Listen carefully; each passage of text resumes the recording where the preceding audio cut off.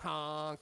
Yes, indeed, and welcome back, everybody. Sorry for the incorrect stream title. Like I said, been a crazy day today, but welcome back to honestly one of my favorite streams of the year. I love doing this every year because this is my favorite story, and I get to hear it from some of my favorite people, the most talented voice crew that exists here on the internets, and that, of course, is A Christmas Carol. I am super, super excited for it.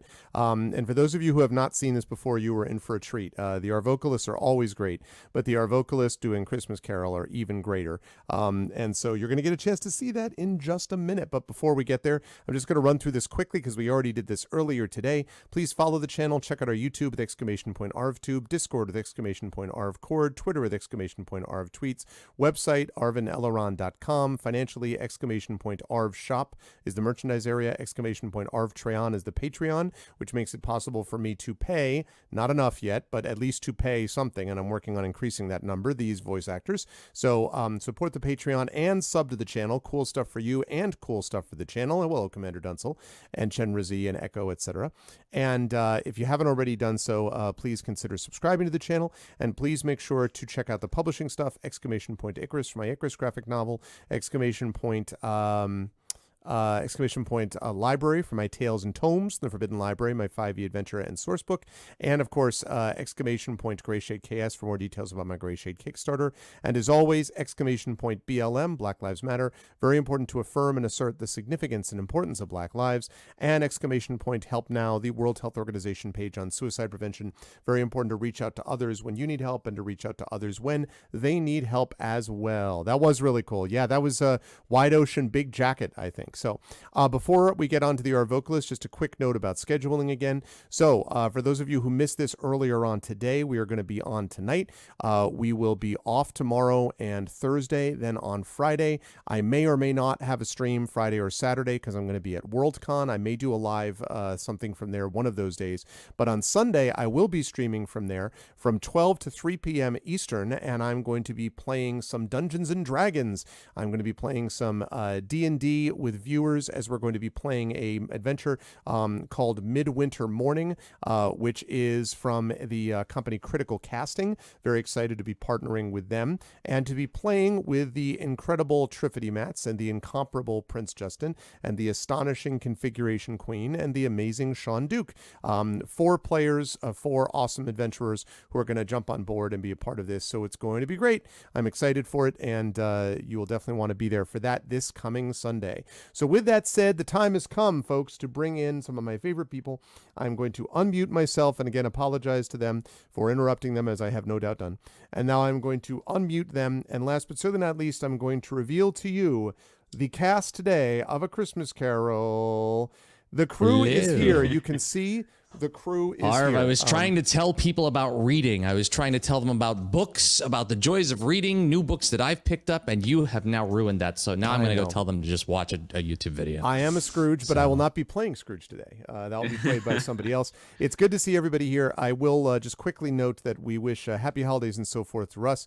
Russ is not going to be with us. He has got a lot of things that he's attending to right now, and so will not be able to join us for this month. He may, because of mostly childcare issues, have to step back for a few months from the Arvocalists. That is possible. Fear not, because I will bring in someone to replace / step in for him in the meantime.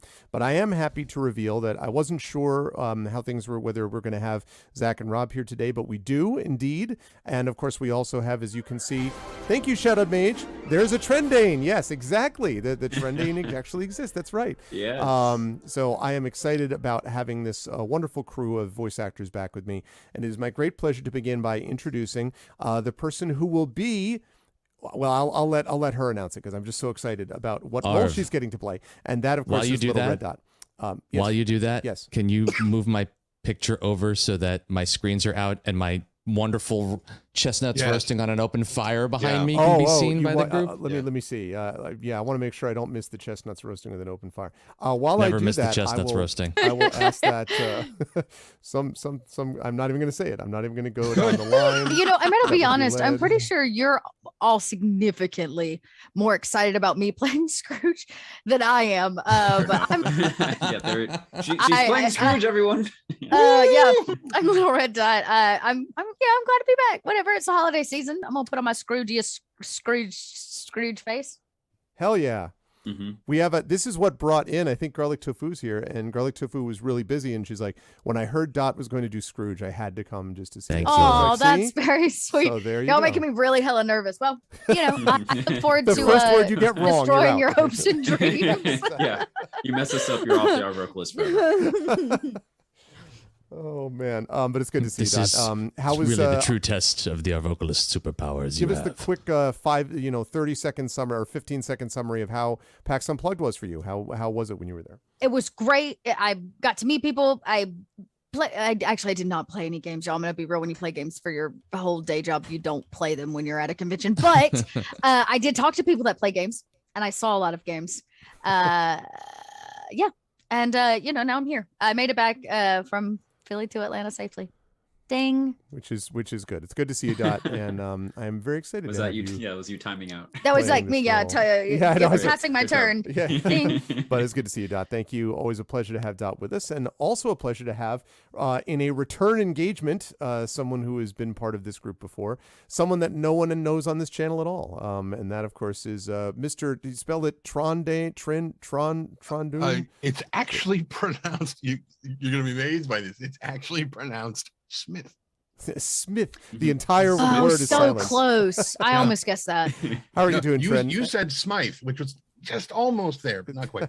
How you doing, Trent? How's life in the universe? Prendon Sony Charks. Yes. How am I doing? I'm doing okay. I'm much more awake than I was this morning. That's good. That's good. Is that good? Oh, is yeah. that a well, is that we were gonna do AIME Earth this morning, and I woke up and I was just like, I was like, I almost went to get coffee at Jack in the Box. Oddly specific. I'm glad you didn't, because that way you could go back to sleep. It was a question. I rolled a d6, and it was going to be, if it was odds, it was going to be Jack in the Box. If it was even, it was going to be McDonald's. But I rolled. Do you a like D6. cleaning fluid in your coffee? Basically, yeah. And so fortunately, it came up Jack in the Box, and then we decided that we were going to postpone and just do Adventures in Middle Earth next week. And I decided I'm going to go to bed, and I didn't have to go get shitty coffee. It was great. So yeah, I'm doing great. Much more awesome. Well, yeah, I'm sure I seem it with being unable to form a cogent, complete sentence and everything. It's a good thing you have a script in front of you. Yeah, it says A Christmas Carol, abridged by Charles Dickens for his public. There is an L in there. Okay, readings. So, sorry, this new, DreamWorks, animation announces today, and the furry fandom goes berserk over the bad guys. It's just this that's what you posted. I didn't have a chance to look at it yet. Okay. And the fandom has gone ape shit over this thing. That's and it's funny. just my entire Twitter feed is just this constant stream of this, like, oh god, no. So yeah, I'm doing okay. And I will be playing various roles today, this evening. Yes, we'll be involved with various things. And it's a pleasure to have you back in for this, Trent. And also a pleasure to have, and I'm very, very glad to see this person back. Welcome back, Me Zach. too.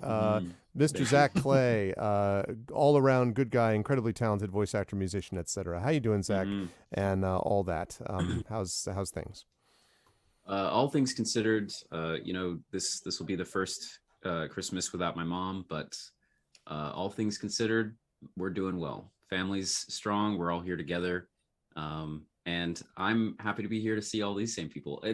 For me, it's a pleasure because I haven't seen you guys in a while either. I mean, yeah, I think I actually was at the last Arvocalist, but like it's a month anyway. So being able to hear, stuff that you guys have been up to and all that has been good. And TV shows we all need to watch. So I'm very excited to go through this again. And that's kind of the the elements of a Christmas Carol is that it always stays the same, and somehow it is still different every year. So yeah, I'm excited to get into it. I will also be playing various roles and not screwing up any of them. Right. Yeah. No, there will be no mistakes made. There will be no mistakes, no inaccurate accents. Yep. Every accent's 100% accurate. Yeah. So I'm doing great. Has been tested in those exact ways. But it's good to see you, man. Welcome back.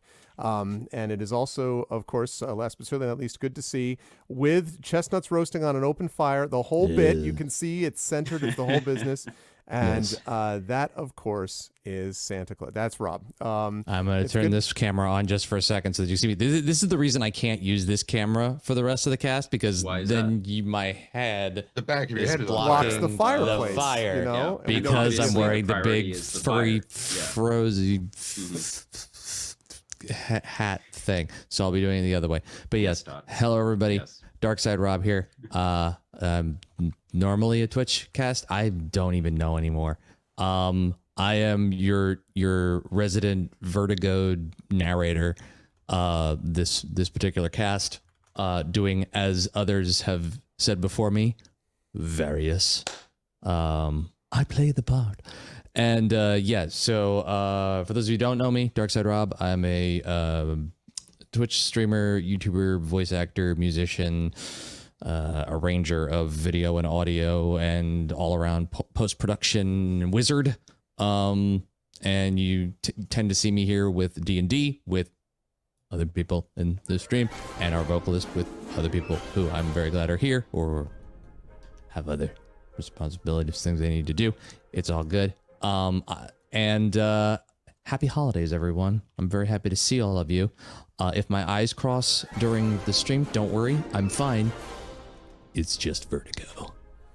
Yeah, I'm and sorry. It's here until it's not. Yeah, I'm sorry you're dealing with that, but like as you said, maybe this is a way for you to get your mind off that too somehow. You know, like I mean, I certainly think so. Like I know there are way worse things I could be dealing with, but the fact that it is a thing that everybody knows about and no one can give you a firm out date on, like on when it will go away, it's just kind of like, be patient. You're a doctor. How is that your diagnosis? I know. How is it? It's Here, like your prescription. Breathe deeply. Like, no, I great. know it, man. But no, I'm very excited. I'm glad that I've been able to do this for as many years as I have. I'm very happy to be back to do this again. And yes, the story never changes, just the version we read. That's true. And because one year, a few years ago, we made the mistake of doing the unabridged. And that was, now listen, that unabridged is amazing, but it's really long and is not suitable for so we do the one that actually was abridged, as you can see, by Charles Dickens for his public readings. I also wanted to quickly say thank you to the Rising Tides for gifting 3 subs. Thank you. Rising Tides is very generous of you. Thank you, and welcome to Von Meat, to Crescent Says, and to Amanda Gedden, back to the Arvanauts. Thank you, and thanks. I really appreciate that, Rising Tides. You should all be buying Rising Tides' Brandon O'Brien's book, Can You Sign My Tentacle, which is extremely good. It's really good, and you should be reading it. I'd say yes. Is that how the book works? Can I say yes to that? I would like a tentacled sign. It's so good. That's so awesome. It's so good. How would you describe the book? Have you read it, Greg? I have read the whole thing. Can you describe it in a is sentence? a collection of poetry. It is a combination of Cthulhian horror, or inspired by such issues of racial conditions and racial circumstances, identity, representation, art, pop culture. It's beautifully done, and it's the kind of poetry I said to, this is only going to maybe matter to Brandon, but I said to him that this is the kind of book that my father, who ran a pretty well-known small poetry press, would have been honored to have published, even though he probably wouldn't have known the pop culture references. He wouldn't have known, but he would have known how good this poetry was. It's poetry that surprises you, and the best poetry to me is the one that actually creates that sense of surprise. So it's wonderful work, and it's gotten a very good response. And I understand that poetry doesn't make money for people, and it should. It's super good. So anyway. I saw that series of tweets go out earlier today when he was mentioning the thing, and I didn't, for some reason my brain did not lock on to the name Brandon. I was like, who is this guy? And I clicked on the thing to open it up because I didn't read the Twitter name. I just read the vanity name. Yeah. And I was like, I have no idea who this person is. Am I following them? Why? Where did this come from?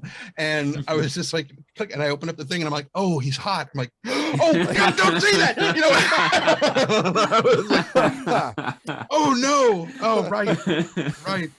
Oh Mhm. man, it speaks That's to funny. intentional blackness is art. Oh, that's nice, Scarlet Tofu. Yeah, I mean, okay, so Rising Tide, short pitch for Zach. Have you Yeah, ever wondered yeah. what the scene would be like if the gods of the Cthulhu mythos asked your favorite rapper for their autograph? Wow. It's super good. Interesting. Yeah, Okay. it's great. But anyway, so thank you, Rising Tides. It's very kind of you. So, so we are ready, I think, here, folks, to get this moving.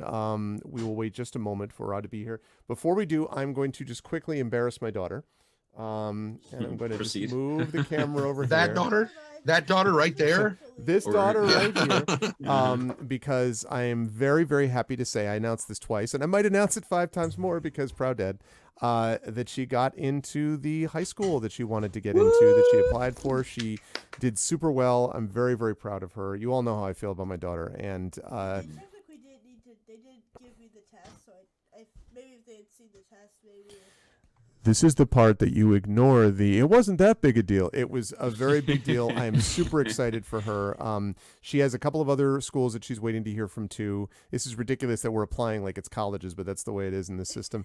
But it's You know it's what? great. Not much has changed. It worked the same way for me too. Yeah, no, I know. Like there's just something I wasn't used to. I went to Canton High School because I grew up in Canton. Like it was real simple. Anyway, Yep. It's like split into 3 separate high schools, and it's all about a singular topic.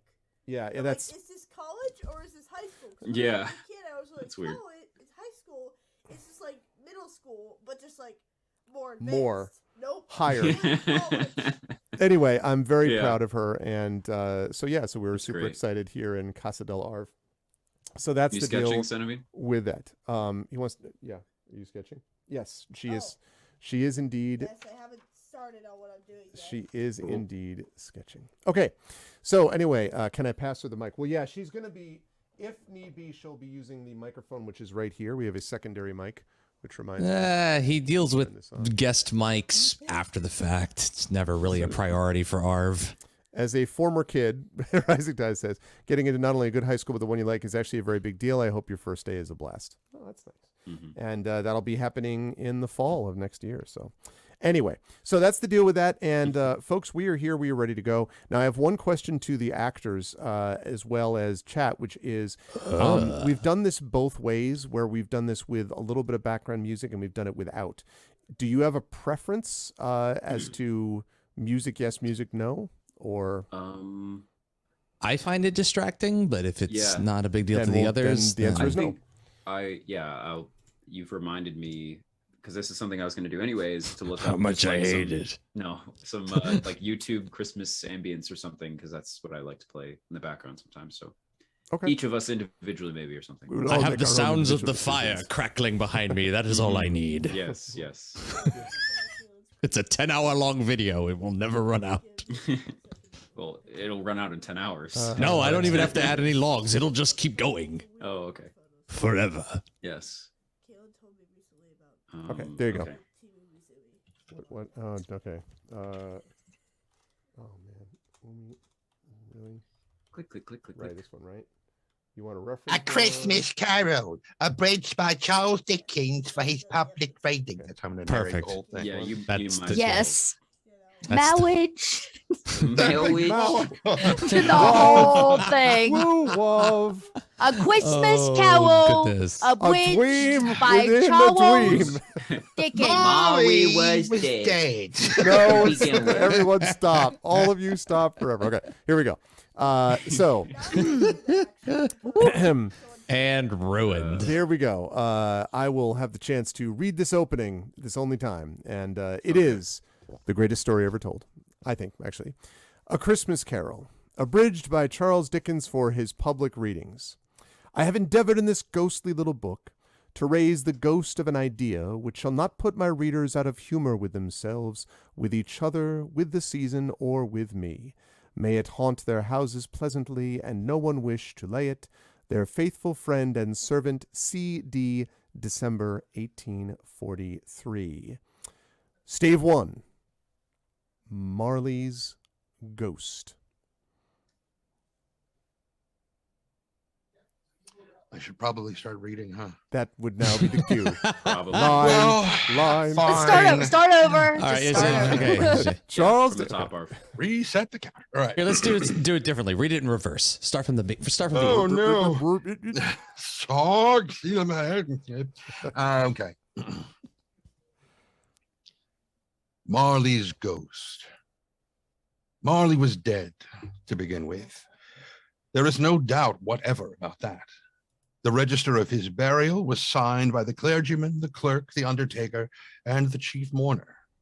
Scrooge signed it, and Scrooge's name was upon change for anything he chose to put his hand to. Yes. Old Marley was dead as a doornail. Scrooge knew he was dead. Of course he did. How could it be otherwise? Scrooge and he were partners for I don't know how many years. Scrooge was his sole executor, his sole administrator, his sole assigning, his sole residual. Wow, I have not Easy read for you this to in a say. long time. His sole friend, his sole mourner. Scrooge never painted out old Marley's name, however. There it yet stood, years. This is where I got it. Sorry. There it Yeah, yet take it one more from the You're top, just gonna please. have a series of epiphanies about the book Well, know. as you're reading. No, when we were starting Eberron, I told Arv that my character, whenever his boss would go out to work, he would occasionally put out his own shingle saying the shop was his. Yeah. This is where This I is got where you that got from. So anyway, there it stood, years afterward, above the warehouse door, Scrooge and Marley. The firm was known as Scrooge and Marley. Sometimes people new to the business called Scrooge, and sometimes Marley. He answered to both names. It was all the same to him. Oh, but he was a tight-fisted hand at the grindstone, was Scrooge, a squeezing, wrenching, grasping, scraping, clutching, stop moving it, covetous old sinner. External heat and cold had little influence on him. No warmth could warm, no cold could chill him. No wind that blew was bitterer than he. No falling snow was more intent upon its purpose, no pelting rain less open to entreaty. Foul weather didn't know where to have him. The heaviest rain and snow and hail and sleet could boast of advantage. I was going to say, you were saying that there had could boast of the advantage over him in only one respect. They often came down handsomely, and Scrooge never did. Nobody ever stopped him in the street to say with gladsome looks, "Mr. Scrooge." No, that's not what it says. "My dear Scrooge, how are you? When will you come to see me?" No beggars implored him to bestow a trifle. No children asked him what it was o'clock. No man or woman ever once in all his life inquired the way to such and such a place of Scrooge. Even the blind men's dogs appeared to know him, and when they saw him coming on, would tug their owners into doorways and up courts, and then would wag their tails as though they said, "No eye at all is better than an evil eye, Dark Master." But what did Scrooge care? It was the very thing he liked, to edge his way along the crowded paths of life, warning all human sympathy to keep its distance, was what the knowing ones called nuts to Scrooge. Once upon a time of all good once upon a time in all good, this is what it's like to narrate a book. For those of you who are wondering how to make audiobooks, this is exactly what it's like. I am bleeding Anyway. with you. Okay, good. Well, not good, but anyway, Yeah.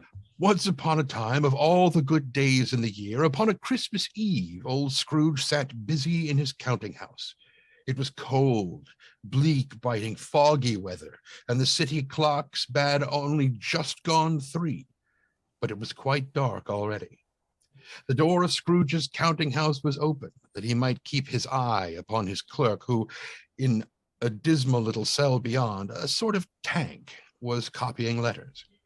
Scrooge had a very small fire, but the clerk's fire was so very much smaller that it looked like one coal.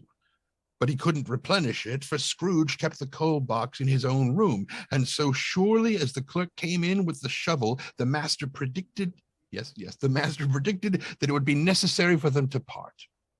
Wherefore the clerk put on his white comforter and tried to warm himself at the candle, in which effort, not being a man of a strong imagination, he failed.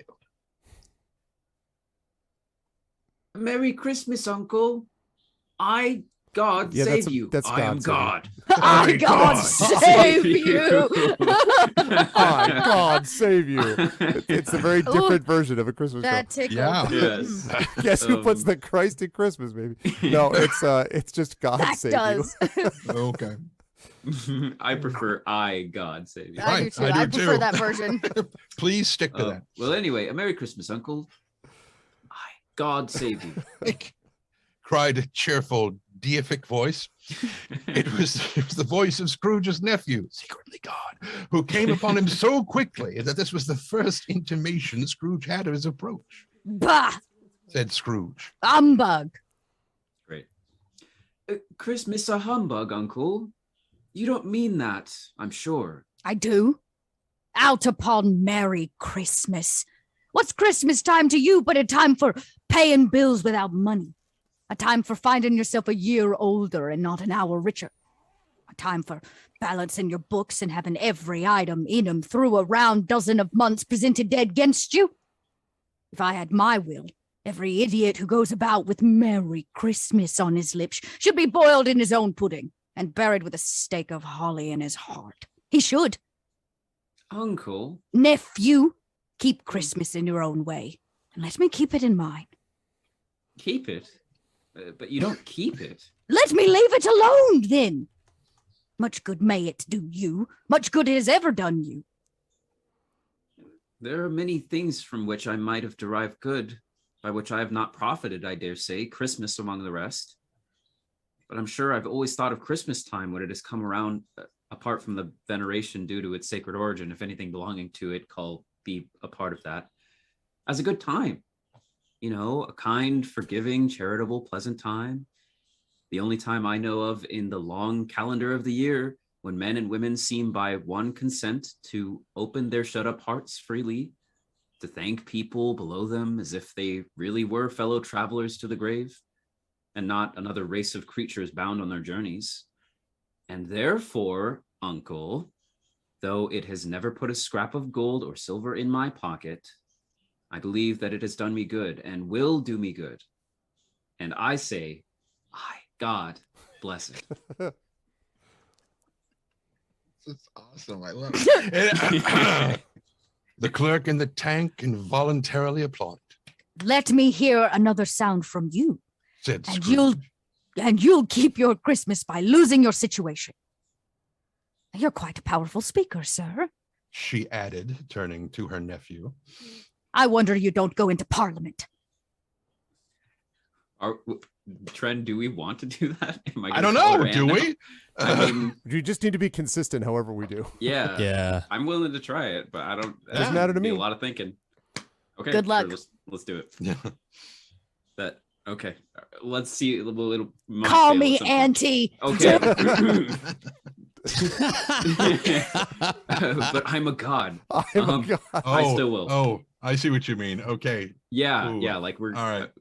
Are we try gonna leave it alone, or are Yeah. we gonna? Yeah, let's leave it alone. alone because it's Yeah, gonna be we'll too just much to keep it switch. as it is. It'll make it Okay, easy on okay. y'all. Yeah. I'll do it Every for time this you hear one uncle, line. think aunt, or whatever. Right. Like, I'll do it for this one line. Autocorrect it in your brain. Don't be Yes. angry, auntie, uncle, uncle. Come dine with us tomorrow. Scrooge said that he would see him. Yes, indeed he did. He went the whole length of the expression and said that he would see him in that extremity first, But why? cried Scrooge's nephew. Why? Why did you get married? Why did I get married? Because I fell in love. Because you fell in love. Growled Scrooge, as if that were the only thing in the world more ridiculous than a Merry Christmas. Good afternoon. Nay, Uncle, but you never came to see me before that happened. Why give it as a reason for no coming now? Good afternoon. I want nothing from you. I ask nothing of you. Why cannot we be friends? Good afternoon.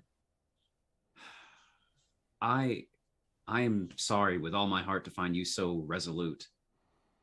We have never had any quarrel to which I have been a party, but I have made the trial in homage to Christmas, and I'll keep my Christmas humor to the last. So, a Merry Christmas, Uncle. Good afternoon. And a Happy New Year. Good afternoon. I'm God. God, afternoon. Sorry. His nephew left the room without an angry word, notwithstanding. The clerk, in letting Scrooge's nephew out, had let 2 other people in. They were portly gentlemen, pleasant to behold, and now stood with their hats off in Scrooge's office. They had books and papers in their hands and bowed to him. I don't know which gentleman. I'll be this one, I guess. I wrote Zach can be one of the gentlemen. I'll be the other one, unless of course there is no other gentleman. Do you want me to be one? There's only one gentleman. Yeah, you can. Yeah, you huh? can, Rob, because Marley's not around yet. So yes, you could be one instead. Which So that would be. let me And just I think catch it's up. only one who actually speaks. So just the one Scrooge and Marley's, I believe. Scrooge and Marley's, I believe. Said one of the gentlemen, referring to his list. Have I the pleasure of addressing Mr. Scrooge or Mr. Marley? Mr. Marley's been dead these 7 years. He died 7 years ago, this very night. At this festive season of the year, Mr. Scrooge, Said the gentleman, taking up a pen. it is more than usually desirable that we should make some slight provision for the poor and destitute, who suffer greatly at the present time. Many thousands are in want of common necessaries. Hundreds of thousands are in want of common comforts here. Are there no prisons? Plenty of prisons, but under the impression that they scarcely furnish Christian cheer of mind or body to the unoffending multitude, a few of us are endeavoring to raise a fund to buy the poor some meat and drink and means of warmth. We choose this time because it is a time of all others when want is keenly felt and abundance rejoices. What shall I put you down for? Nothing. You wish to be anonymous. I wish to be left alone. Since you ask me what I wish, gentlemen, that is my answer. I don't make merry myself at Christmas, and I can't afford to make idle people merry. I help to support the prisons and the workhouses, and they cost enough. And those who are badly off must go there. Many can't go there. And many would rather die. Poof, if they would rather die, they'd better do it and decrease the surplus population. Oh, a guffaw. At length, the hour of shutting up the counting house arrived. With an ill will, Scrooge, dismounting from his stool, he only got a 3 from the Russian judge because that guy's a dick, tacitly admitted the fact to the expectant clerk in the tank, who instantly snuffed his candle out and put on his hat. You'll want all day tomorrow, I suppose. Zach is Bob. Bob Crouch. I just lost my place. Hold on. Yes. If am I the person speaking right now? You are, yes. Oh, well, if quite convenient, sir. It's not convenient and it's not fair. If I was to stop half a crown for it, you think yourself mighty ill-used, I'll be bound? Yes. Yes, sir. And yet you didn't think me ill-used when I pay a day's wages for no work. It's only once a year, sir. A poor excuse for picking a man's pocket every 25th of December. But I suppose you must have the whole day. Be here all the earlier next morning. The clerk promised that he would. I And will. Scrooge walked out with a what? I was promising that I would. Oh, yes. Say it See? again louder for those in the I back. promise Down the I street, will- the nephew's like, still a go. that I will do it See? the whole I day. told you. Yes. Yeet. Yes. Yeet.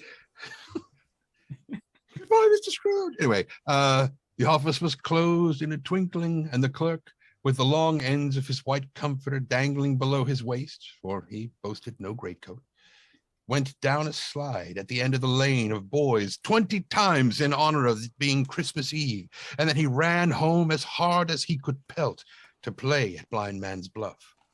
Scrooge took his melancholy dinner in his usual melancholy tavern, and having read all the newspapers and beguiled the rest of the evening with his banker's book, went home to bed.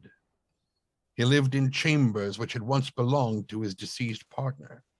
They were a gloomy suite of rooms in a lowering pile of a building up a yard. The building was old enough now and dreary enough, for nobody lived in it but Scrooge, the other rooms all being let out as offices. Now, it is a fact that there was nothing at all particular, this part I know thanks to Doctor Who, nothing at all particular about the knocker on the door of this house, except that it was very large. Also, that Scrooge had seen it night and morning during his whole residence in that place. Also, that Scrooge had as, that Scrooge had as little of what he called fancy about him as any man in the city of London. And yet Scrooge, having his key in the lock of the door, saw in the knocker, without its undergoing any intermediate process of change, not a knocker, but Marley's face. Dun, dun, dun. This is where Angela Lansbury shows up. No. No, wait, what's your rush? What's your hurry? Better that than Dick Van Dyke. Marley's face with a dismal light about it, like a bad lobster in a dark cellar. That's gross. Blech. It was not angry or ferocious, but it looked at Scrooge as Marley used to look, with ghostly spectacles turned up upon his ghostly forehead. As Scrooge looked fixedly at this phenomenon, it was a knocker again, and he said, Fuh, fuh. and closed the door with a bang. The sound resounded, as sounds tend to resound, through the house like thunder. See? Or here, in this case. Every room above and every cask in the wine merchant's cellars below appeared to have a separate peal of echoes of its own. Scrooge was not a man to be frightened by echoes. He fastened the door and walked across the hall and up the stairs, slowly too, trimming his candle as he went. Up Scrooge went, not caring a button for it being very dark. Darkness is cheap, and Scrooge liked it. But before he shut his heavy door, he walked through his rooms to see that all was right. He had just enough recollection of the face to desire to do that. Sitting room, bedroom, lumber room, all as they should be. Nobody under the table, nobody under the sofa, nobody under the boards. No, that's Poe, never mind. A small fire in the grate, spoon and basin ready, and a little saucepan of gruel. Scrooge had had a coal in his head, upon the hob. Nobody under the bed, nobody in the closet, nobody in his dressing gown, which was hanging up in a suspicious attitude against the wall. Lumber room as usual, which I mentioned before. Old fire guard, old shoes, 2 fish baskets, washing stand on 3 legs, and a poker. Scroll. Quite satisfied, he closed his door and locked himself in, double locked himself in, which was not his custom. Thus secured against surprise, he took off his cravat, putting on his dressing gown and slippers and his nightcap, and sat down before the very low fire to take his gruel. As he threw his head back in the chair, maybe not quite so. First when there's nothing. Like he's in some kind of a L'Oreal commercial. I was Anyway, gonna say he whips his hair back and forth, back and forth. yes. That's cheap. His glance happened to rest upon a bell, a disused bell that hung in the room and communicated, for some purpose now forgotten, with a chamber in the highest story of the building. It was with great astonishment and with a strange, inexplicable dread that, as he looked, he saw the bell begin to swing. Soon it rang out loudly, and so did every bell in the house. This was succeeded by a clanking noise deep down below, as if some person were dragging a heavy chain over the casks in the wine merchant's cellar. Then he heard the noise much louder on the floors below, then coming up the stairs, then coming straight towards his door. It came on through the heavy door, and a specter passed into the room before his eyes. And upon its see, or hear, rather. Mm-hmm. And upon its coming in, the dying flame leapt up as though it cried, I know him, Marley's ghost. exactly, Mrs. Scrooge. Same face, the very same. Marley in his pigtail, usual waistcoat, tights, and boots. His body was transparent so that Scrooge, observing him and looking through his waistcoat, could see the two buttons on the coat's behind, not his behind, the coat's behind. That would be weird. Scrooge had often heard it said that Marley had no bowels, but he had never believed it until now. No, nor did he believe it even now, though he looked the phantom through and through and saw it standing before him, though he felt the chilling influence of its death-cold eyes and noticed the very texture of the folded kerchief bound about its head and chin, he was still incredulous. How now? Said Scrooge, caustic and cold as ever. What do you want with me? Much. Marley's voice, no doubt about it. Who are you? Ask me who I was. Who were you then? In life, I was your partner, Jacob Marley. Can you sit down? I can. Do it then. Sorry, I'm suddenly I'm like, ooh, I'm really. I would really like to, but I can't until the narrator begins. Sit down, man. I don't have the ability. Scrooge asked the question, although he didn't. It was more of a anyway, because he didn't know whether a ghost so transparent might find himself in a condition to take a chair, and felt that in the event of its being impossible, it might involve the necessity of an embarrassing explanation. But the ghost sat down on the opposite side of the fireplace as if he were quite used to it. You don't believe in me. I don't. What evidence would you have of my reality beyond that of your senses? I don't know. Why do you doubt your senses? Because a little thing affects them. A slight disorder of the stomach makes them cheats. You may be an undigested bit of beef, a blot of mustard, a crumb of cheese, a fragment of an underdone potato. There's more of gravy than of a grave about you, whatever you are. Scrooge was not much in the habit of cracking jokes, but the ghost laughed nonetheless, apparently. Nor did he feel in his heart by any means waggish then. Aside from whipping his hair back and forth previously. Yes. The truth is that he tried to be smart as a means of distracting his own attention and keeping down his horror. Horror. Always have problems with that word. Horror. But how much greater was his horror when the phantom, taking off the bandage round its head, as if it were too warm to wear indoors, its lower jaw dropped down to the floor. No, its lower jaw dropped down. The Frightener, such a great film. Its lower jaw dropped down upon its breast. Mercy! Dreadful apparition! Why do you trouble me? Why do spirits walk the earth, and why do they come to me? It is required of every man that the spirit within him should walk abroad among his fellow men and travel far and wide And if that spirit goes not forth in life, it is condemned to do so after death. I cannot tell you all I would. A very little more is permitted to me. I cannot rest.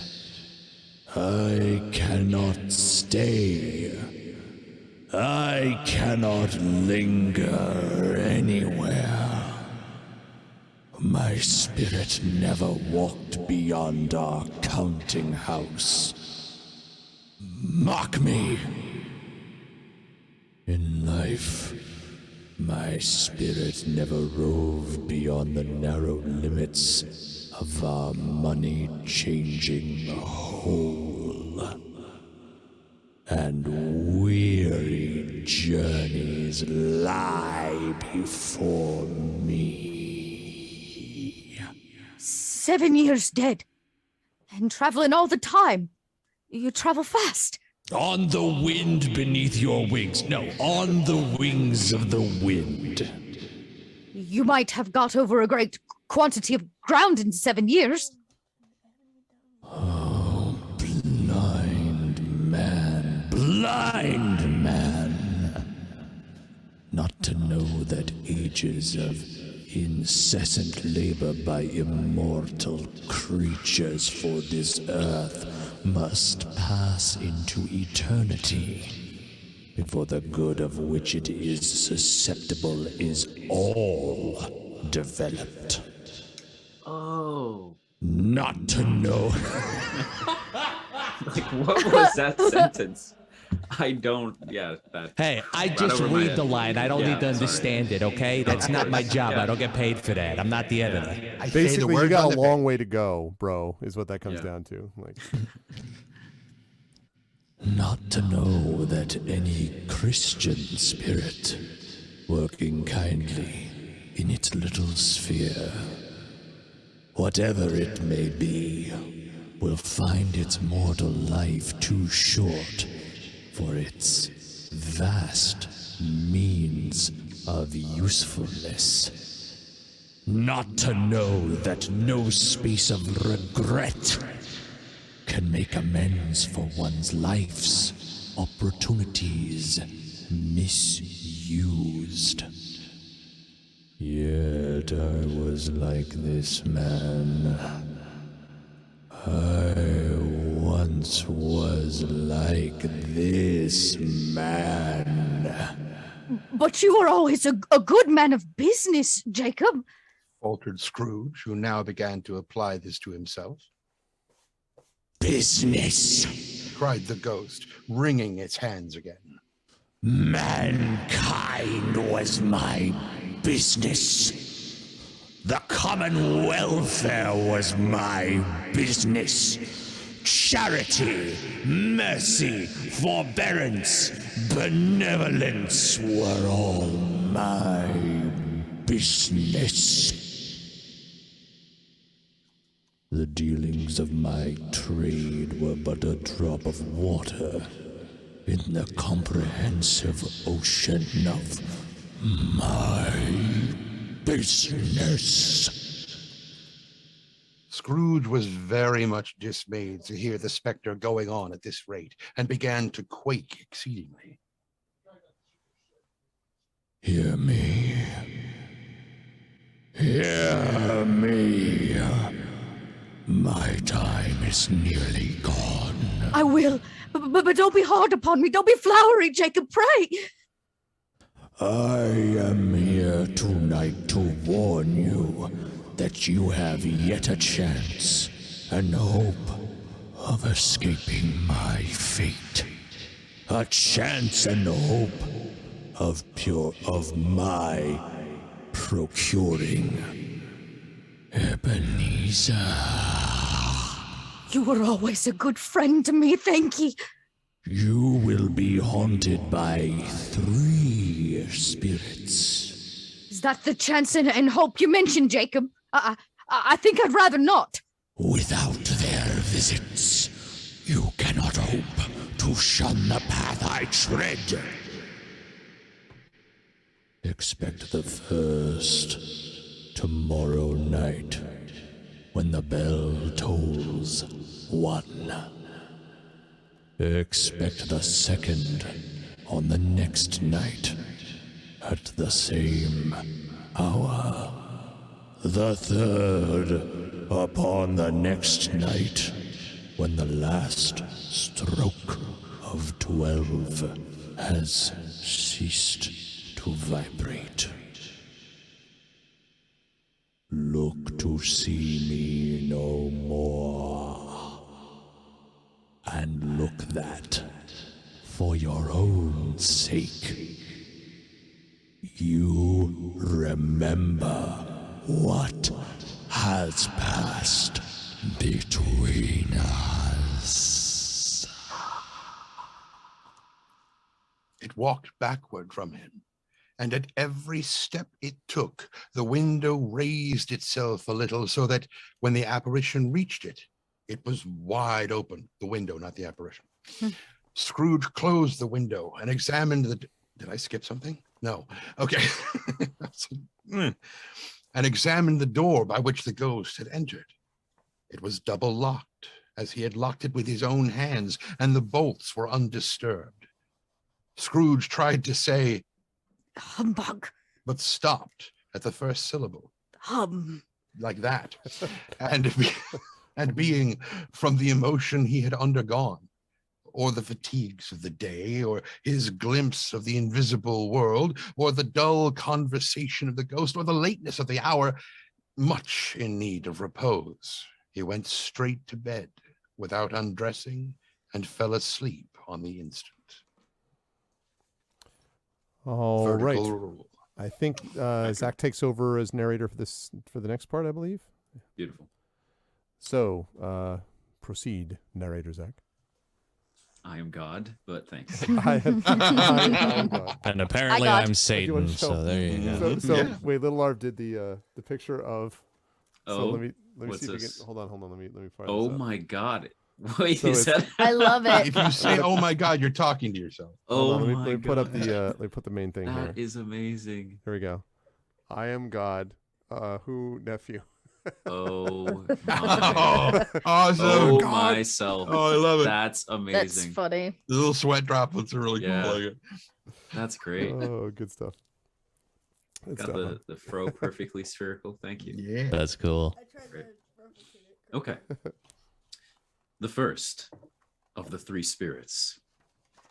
When Scrooge awoke, it was so dark that, looking out of bed, he could scarcely distinguish the transparent window from the opaque walls of his chamber, until suddenly the church clock tolled a deep, dull, hollow, melancholy 1 in all caps.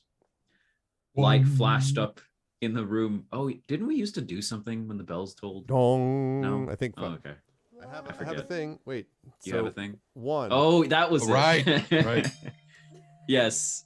That doesn't work right. Yes, That the does. Works traditional thermos Mhm. hit. Great. We used to use a different one like that one. Wonderful. Light flashed up in the room upon the instant, and the curtains of his bed were drawn aside by a strange figure, like a child. When I was a child, I just think of the opening Esper Genesis narration by Trent. When I was a child, yet not so like a child as like an old man, viewed through some supernatural medium, which gave him the appearance of having receded from the view and being diminished to a child's proportions. Its hair, which hung about its neck and down its back, was white as if with age, and yet the face had not a wrinkle in it, and the tenderest bloom was upon the skin.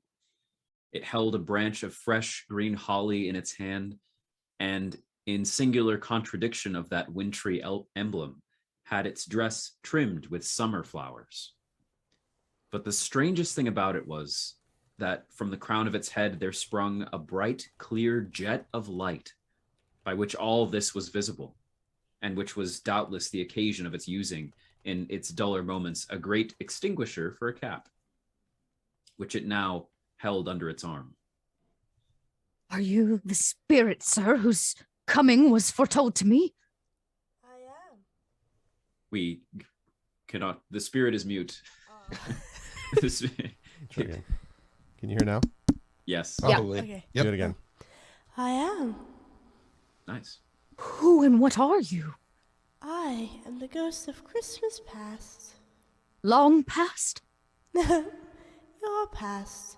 The things that you see with me are shadows of the things that have been. They will have no consciousness of us.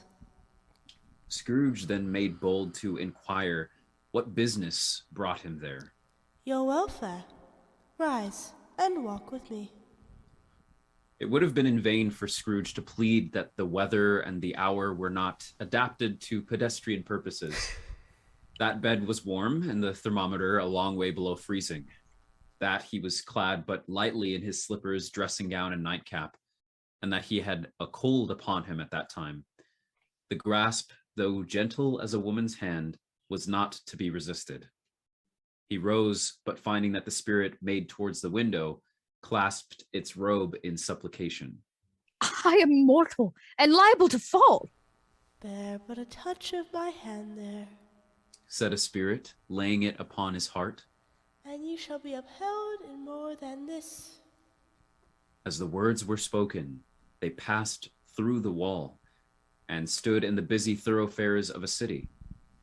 It was made plain enough by the dressing of the shops that here too it was Christmas time. The ghost stopped at a certain warehouse door and asked Scrooge if he knew it. Know it? Was I apprenticed here? They went in. At sight of an old gentleman in a Welsh wig, sitting behind such a high desk that if he had been 2 inches taller, he must have knocked his head against the ceiling, Scrooge cried in great excitement. Why, it's old Fezziwig! Bless his heart, it's Fezziwig, alive again! Old Fezziwig laid down his pen and looked up at the clock, which pointed to the hour of 7. He rubbed his hands, adjusted his capacious waistcoat, laughed all over himself. Someone's going to need to clean that up. From his shoes to his organ of benevolence. Okay. And Don't think called about out in a comfortable, oily, rich, fat, jovial, all the adjectives voice. No. Yeah, that was funny. Your laugh was in echo, in reverb. Yeah.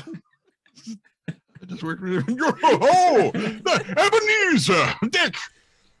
A living and moving picture of Scrooge's former self, a young man, came briskly in, accompanied by his fellow prentice. Dick Wilkins, to be sure. Said Scrooge to his ghost. My fellow prentice, bless me, yes. There he is. He was very much attached to me, was Dick. Poor Dick. Dear, dear. Yo, my boys. Said Fezziwig. No more work tonight. Christmas Eve, Dick. Christmas, Elizabeth Neezer. There it is again. Let's have the shutters up before a man can say, "Danger, Roy Orbison." No, it's Jack Robinson.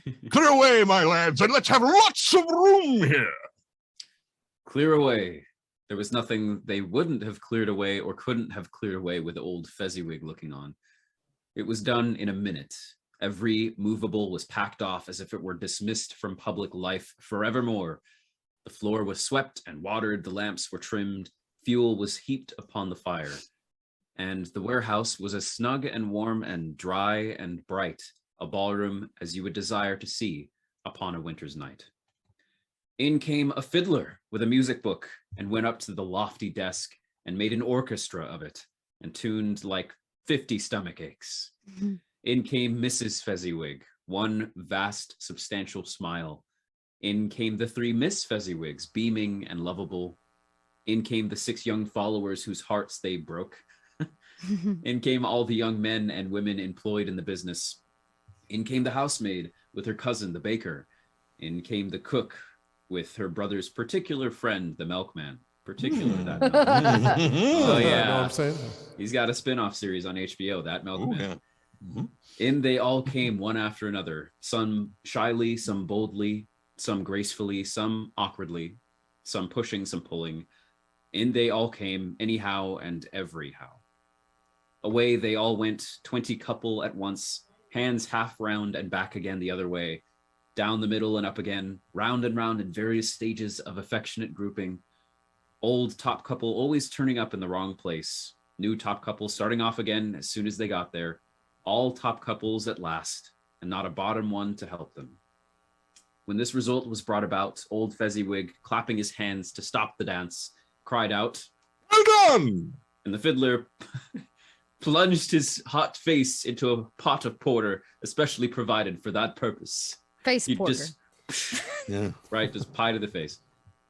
There were more dances, and there were forfeits, and more dances, and there was cake, and Ooh. a great piece of cold roast, and a great piece of cold boiled. How does that work? And there were mince pies and plenty of beer. But the great effect of the evening came after the roast and boiled, capital R, capital B, when the fiddler struck up Sir Roger de Coverley. Then old Fezziwig stood out to dance with Mrs. Fezziwig. Top couple too, with a good stiff piece of work cut out for them. 3 or 4 and 20 pair of partners. People who were not to be trifled with. People who would dance and had no notion of walking. Absolutely not. No, they could not walk anywhere. But if they had been twice as many, 4 times, old Fezziwig would have been a match for them, and so would Mrs. Fezziwig. As to her, she was worthy to be his partner in every sense of the term. A positive light appeared to issue from Fezziwig's calves. They shone in every part of the dance, as bright as the sun. You couldn't have predicted at any given time what would become of them next. And when old Fezziwig and Mrs. Fezziwig had gone through all the dance, advance and retire, turn your partner, bow and curtsy, corkscrew, thread the needle, and back again to your place, Fezziwig cut so deftly that he appeared to wink with his legs. They grew eyeballs and tentacles. When the clock struck 11, this domestic ball broke up. Mr. and Mrs. Fezziwig took their stations, one on either side of the door, and shaking hands with every person individually as he or she went out, wished him or her a Merry Christmas. Merry Christmas to you and you and you. When everybody had retired but the 2 prentices, they did the same to them. And thus the cheerful voices died away, and the lads were left to their beds, which were under a counter in the back shop. A small matter Said the ghost. to make these silly folks so full of gratitude. He has spent but few pounds of your mortal money. 3, 4, perhaps. Is that so much that he deserves this praise? Isn't that? Said Scrooge, heated by the remark, and speaking unconsciously like his former, not his latter self. It isn't that spirit. He has the power to render us happy or unhappy, to make our service light or burdensome, a pleasure or a toil. Say that his power lies in words and looks, in things so slight and insignificant that it's impossible to add and count them up. What then? The happiness he gives us is quite as great as if it cost a fortune. He felt the spirit's glance and stopped. What's the matter? Wait, is that... I don't... That's Scrooge. Okay. Spirit. No, Is it? it's a spirit. Okay. What is the matter? Nothing particular? Something, I think. No. I should like to be able to say a word or two to my clerk just now. That's all. My time grows short. Observed the spirit. Quick. This was not addressed to Scrooge or to anyone whom he could see, but it produced an immediate effect. For again he saw himself. He was older now, a man in the prime of life. He was not alone, but sat by the side of a fair young girl in a black dress, in whose eyes there were tears. This probably has to be. Sorry. This probably has to be Rob. I'm thinking because of various people playing other things. Okay. So this is Ebenezer's beloved Rob. In the past, Oh, I'm sorry. Where's the first line? It matters little. Yeah. It matters little. She said softly to Scrooge's former self. To you, very little. Another idol has displaced me. And if it can comfort you in time to come, as I would have tried to do, I have no just cause to grieve. What idol has displaced you? A golden one. You fear the world too much. I have seen your nobler aspirations fall off one by one until the master passion, gain, engrosses you. Have I not? What then? Even if I have grown so much wiser, what then? I am not changed towards you. Have I ever sought release from our engagement? In words, no. Never. In what then? In a changed nature, in an altered No. spirit. This is, no. Oh, There should what? be an open quotes There there. should be. An Oh, open I quote see that, there. yeah. Okay, yeah, I see that at the end there. Never mind. So, in what then? In a changed nature. In an altered spirit. In another atmosphere of life, another hope as its great end.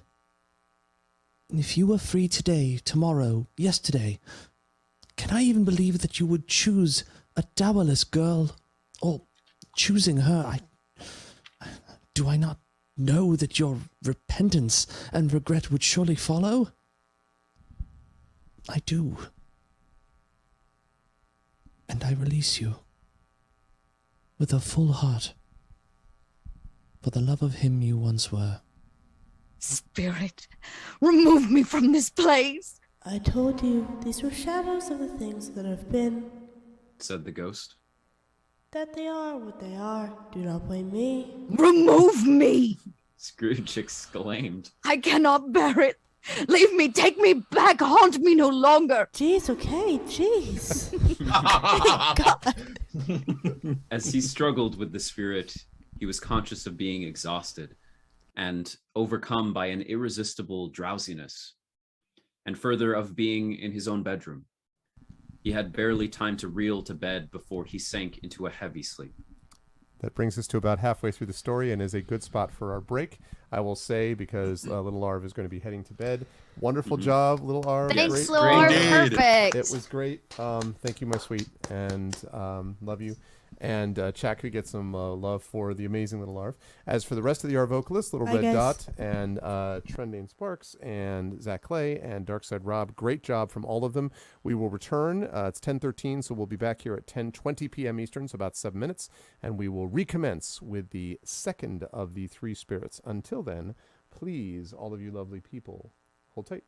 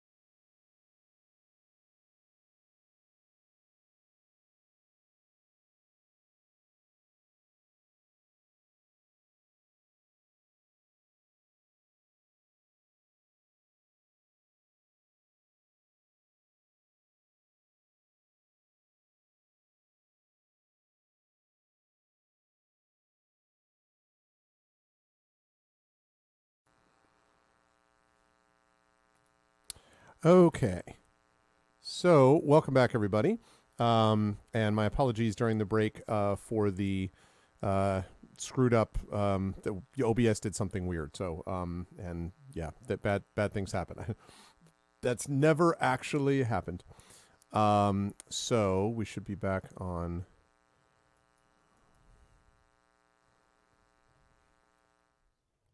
Oh yeah. Yeah, thanks, Trent. That should be better now. Yeah, thanks. Yep. Okay. I'm going to try doing this again. Hang on, because the resume share was not working either. There we go. Okay. Now you should be able to see it again. Yes. Okay. Now, before we get started, we're going to be doing this while the second half of this is going on. Thanks to the incredible generosity of one Mr. Dragonspear, we are going to be giving away a code for Dragon Age Inquisition. So if you are interested in Dragon Age Inquisition, can I recommend that you type in, and this will be easy, I think. I believe it is Steam, although Dragonspear can tell me if it's, I think it's a Steam code, but it should be, I think I did that wrong. Giveaway dash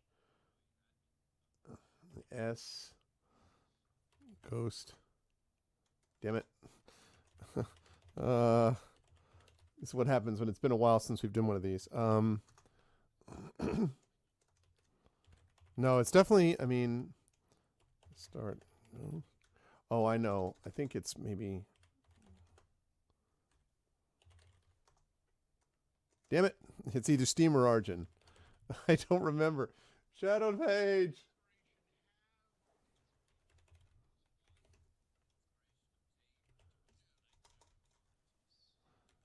Dash A.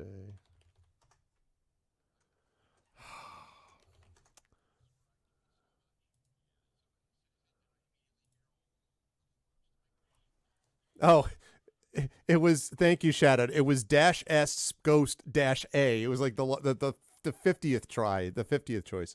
So, yes, type in Ghost if you are interested in winning a copy of Dragon Age Inquisition, courtesy of the amazing Dragonspear. And as you are doing that, we shall recommence and with the second of the three spirits. And let's see, so far for narrator, we've had Tren and Zach, right? So,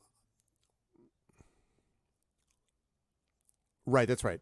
So, yes, okay, there you go. Then Zach continues as narrator. Narrator.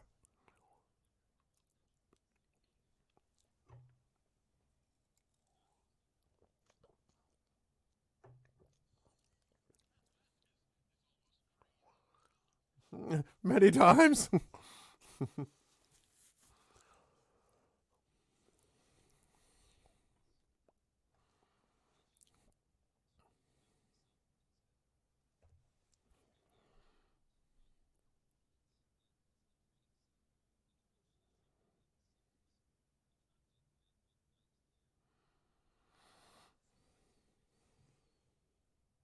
And ceiling were so hung with living. Hang on. Yeah. Start again. It was muted. Again, OBS just like, for some reason, just completely was like, boom. So when I launched it, I'm finding all these things I had to redo. So let's try it again. Sorry about that. Recommence. Second of the three spirits. Here we go. The second of the three spirits. Better, thanks. Awaking, Scrooge found himself in his bedroom. There was no doubt about that, but it and his adjoining sitting room, into which he shuffled in his slippers, attracted by a great light there, had undergone a surprising transformation.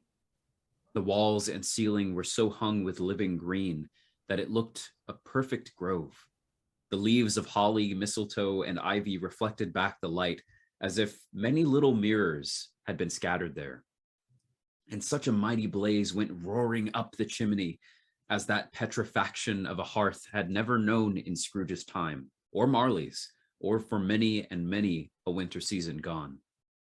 Heaped upon the floor to form a kind of throne were turkeys, geese, game, brawn, great joints of meat, sucking pigs, long wreaths of sausages, mince pies, plum puddings, barrels of oysters, red hot chestnuts, much like the ones roasting behind Rob, cherry cheeked apples, juicy oranges. I just fixed the camera so you could see it. Yeah. Yes, luscious pears, immense 12th cakes as opposed to 11th cakes, Right. and great bowls of punch. Great bowls of punch. In easy state upon this couch, there sat a giant, capital G, glorious to see. Look off, bore- kiss. Sorry. Who bore a glowing torch in shape not unlike Plenty's horn, and who raised it high to shed its light on Scrooge as he came peeping round the door and said, Oh, right. Yeah, sorry. I was in the middle of getting a torch. So, yeah. Come in and know me better, man. I am the ghost of Christmas present. Look upon me. You have never seen the like of me before. Never. I'm sorry. Would you Like like a glass Ricola. of water? Yes, it's the smoke from my torch. Sorry.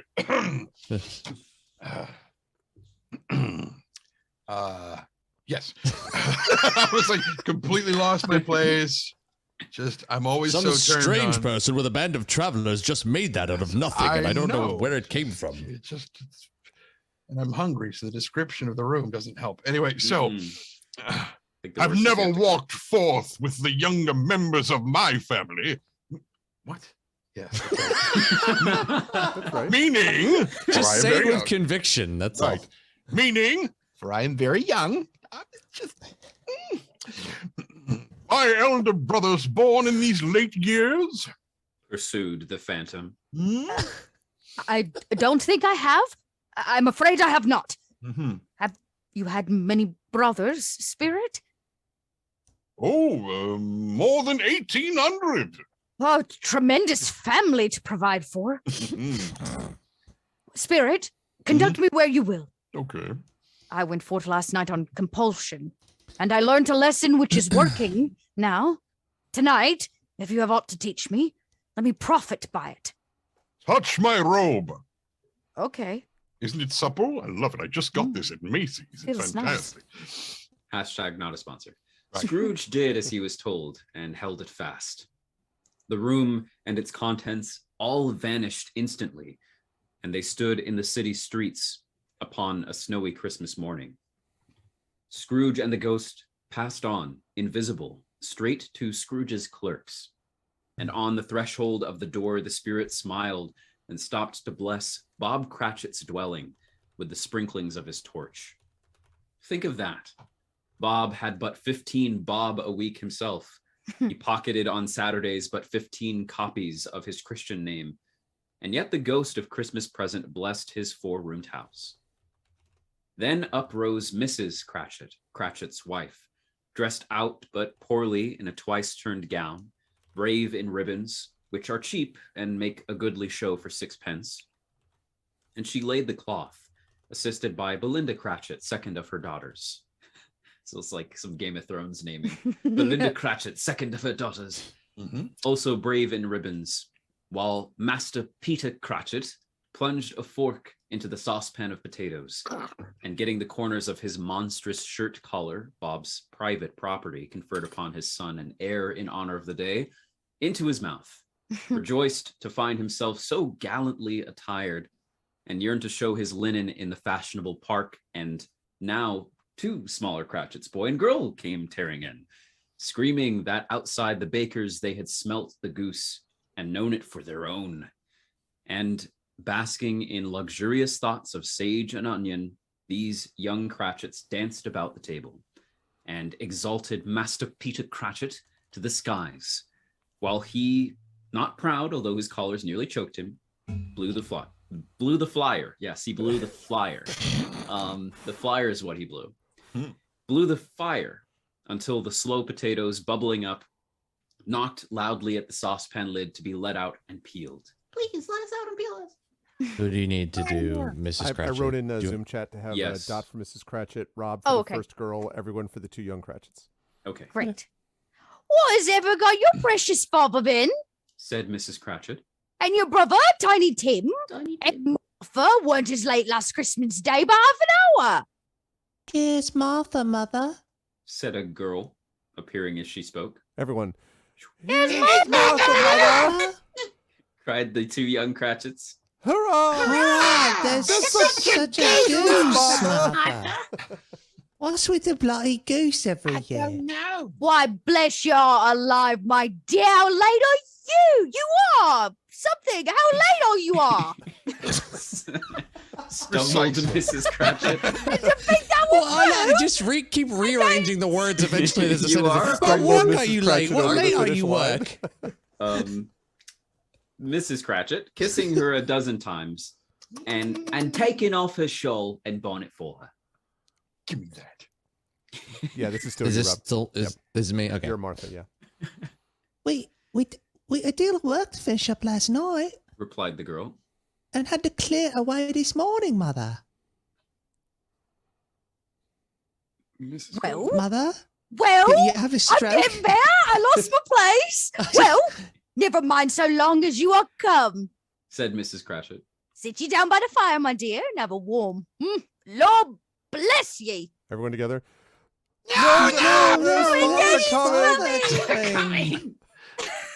Quick, lock Cried, the door! Don't let him in! cried Hide the goose. the two young Cratchits, who really, really were everywhere at once. Hi, Martha! Hi, Martha. Yeah, hide in the fireplace. So Martha hid herself. Disclaimer, She's a witch. not in the Not in fireplace. the fireplace. And in came little Bob, the father, with at least 3 feet of comforter, exclusive of the fringe, hanging down before him, and his threadbare clothes darned up and brushed to look seasonable, and Tiny Tim upon his shoulder. Alas, for Tiny Tim, he bore a little crutch and had his limbs supported by an iron frame. You have to talk to yourself in this one, Zach, I'm afraid. Oh, okay. Why, where's our Martha? Cried Bob Cratchit, looking round. Not coming. Said Mrs. Cratchit. Not coming, said Bob, with a sudden declension in his high spirits. Oh, declension. For he had been Tim's blood horse all the way from church and had come Well, he had home been rampant. declenching, and then he decided to clench again. Yeah. Not coming upon Christmas Day. Martha didn't like to see him disappointed, if it were only in joke, so she came out prematurely from behind the closet door, not the fireplace, and ran into his arms. I'm on fire. She's like, It's a bad place to hide. yes. While the This is a two, good job. yeah, if they let us be in control of the A Christmas Carol RPG, everyone would be dead. A Christmas Yeah. nightmare. Yeah. While the two young Cratchits hustled Tiny Tim and bore him off to the wash house that he might hear the pudding singing in the copper, And how did little Tim behave? asked Mrs. Cratchit when she had rallied Bob on his credulity and Bob had hugged his daughter to his heart's content. As good as gold, said Bob, and better. Somehow he gets thoughtful, sitting by himself so much. Thinks of the strangest things you ever heard. He told me coming home that he'd hoped the people saw him in the church because he was a cripple, and it might be pleasant to them to remember upon Christmas Day who made lame beggars walk and blind men see. Bob's voice was tremulous when he told them this, and trembled more when he said that Tiny Tim was growing strong and hardy. His active little crutch was heard upon the floor, and back came Tiny Tim before another word was spoken, escorted by his brother and sister to his stool beside the fire. And while Bob, turning up his cuffs, as if, poor fellow, they were capable of being made more shabby, compounded some hot mixture in a jug with gin and lemons, and stirred it round and put it on the hob to simmer, Master Peter and the two ubiquitous young Cratchits went to fetch the goose, with which they soon returned in high procession. Mrs. Cratchit made the gravy, ready beforehand in a little saucepan, hissing hot. Master Peter mashed the potatoes with incredible vigor. Miss Belinda sweetened up the applesauce. Martha dusted the hot plates. Bob took Tiny Tim beside him in a tiny corner at the table.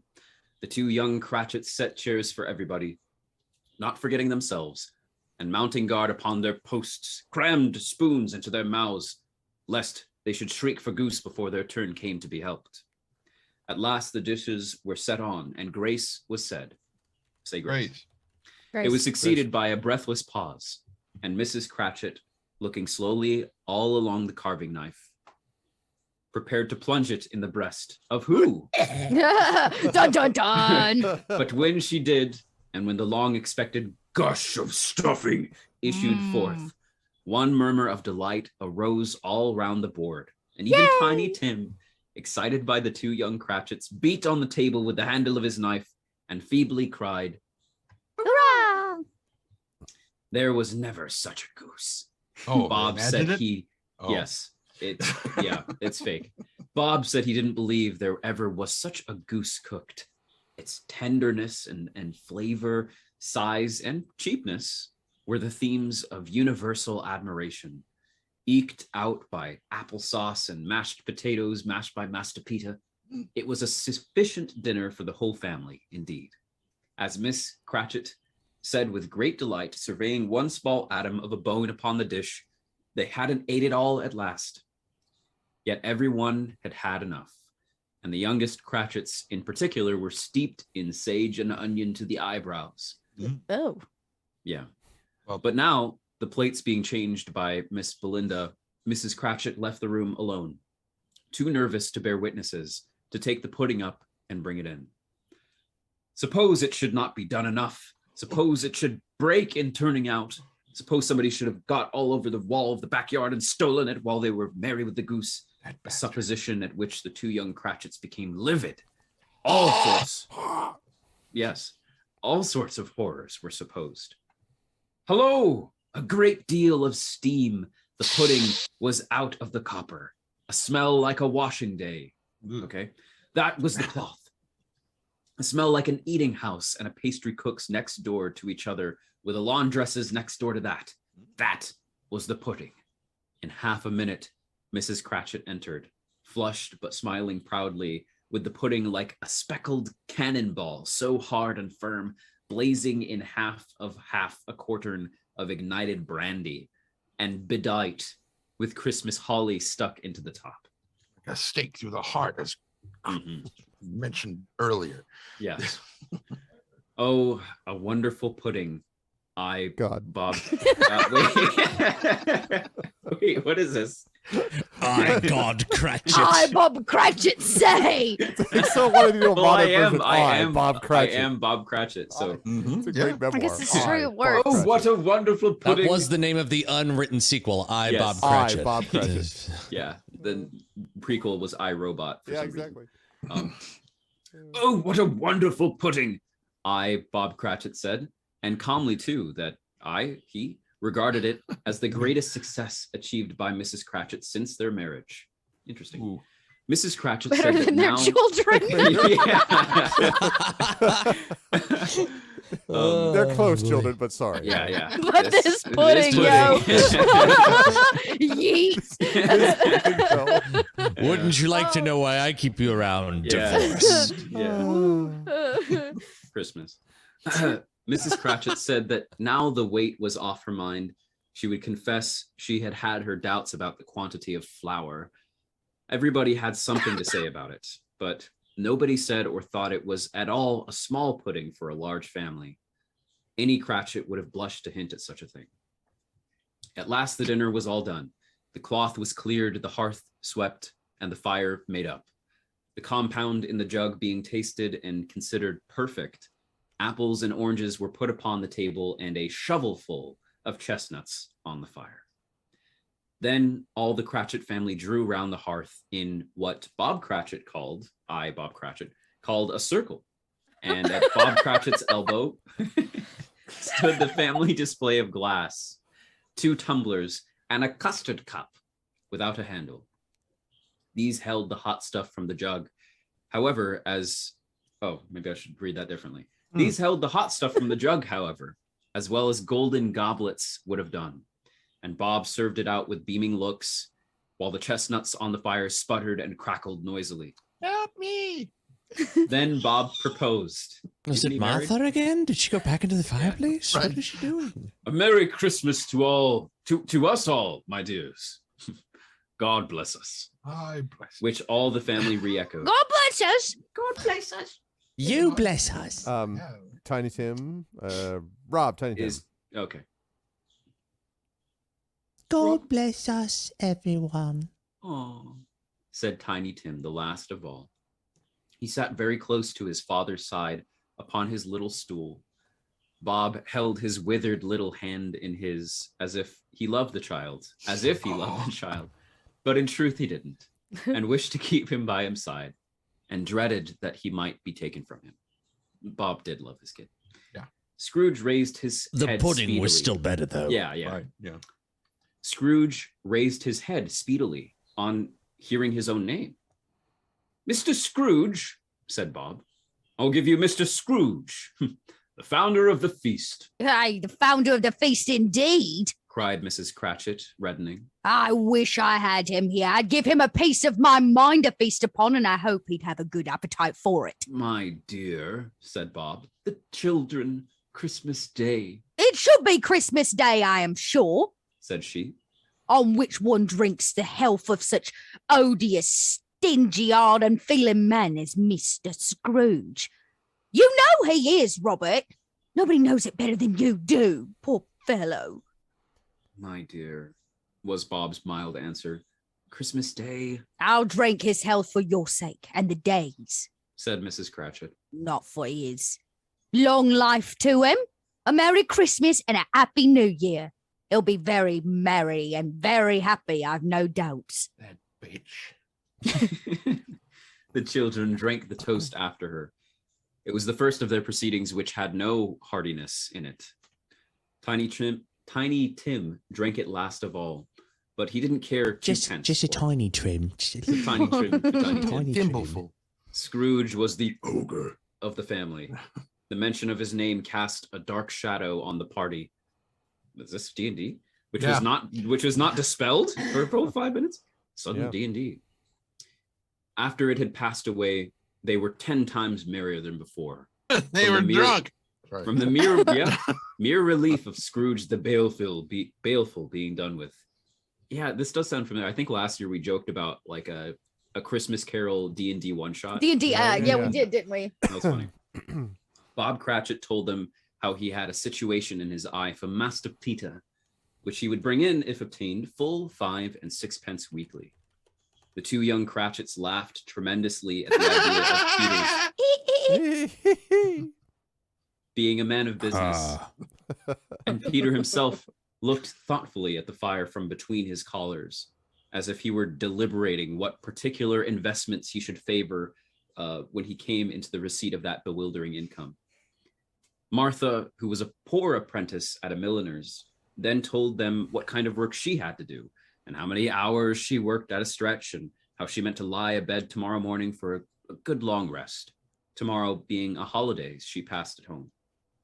Also, how she had seen a countess and a lord some days before, and how the lord was much about as tall as Peter. At which Peter pulled up his collar so high that you wouldn't have seen like his Dr. head Strange. if you had been there. All this time, the chestnuts and the jug went round, and by they had a song about a lost child traveling in the snow, from Tiny Tim, who had a plaintive little voice and sang it very well indeed. Red common wildfire. There was nothing of high mark in this. They were not a handsome family. They were not well dressed. Their shoes were far from being waterproof. Their clothes were scanty, and Peter might have known, and very likely did, the inside of a pawnbroker's. But they were happy, grateful, pleased with one another, and contented with the time. And when they faded and looked happier yet in the bright sprinklings of the Spirit's torch at parting, Scrooge had his eye upon them, and especially on Tiny Tim until the last. It was a great surprise to Scrooge as this scene vanished to hear a hearty laugh. It was a much greater surprise to Scrooge to recognize it as his own nephew's, and to find himself in a bright, dry, gleaming room with the spirit standing smiling by his side and looking at that same nephew. It is a fair, even-handed, noble adjustment of things that while there is infection in disease and sorrow, there is nothing in the world so irresistibly contagious as laughter and good humor. When Scrooge's nephew laughed, Scrooge's niece by marriage laughed as heartily as he, and their assembled friends, being not a bit behindhand, laughed out lustily. Ooh. He said that Christmas was a humbug, as I live, cried Scrooge's nephew. He believed it too, More shame for him, Fred. said Scrooge's niece indignantly. Bless those women. They never do anything by halves. They're always in earnest. I think that's actually the narrator of that part. Oh, Yeah, just bless those kidding. women. I apologize. More shame for him, Fred. Bless those women who. Yes.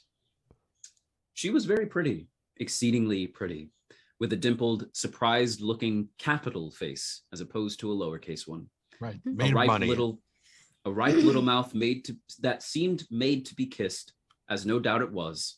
All kinds of good little dots about Little her red chin. dots?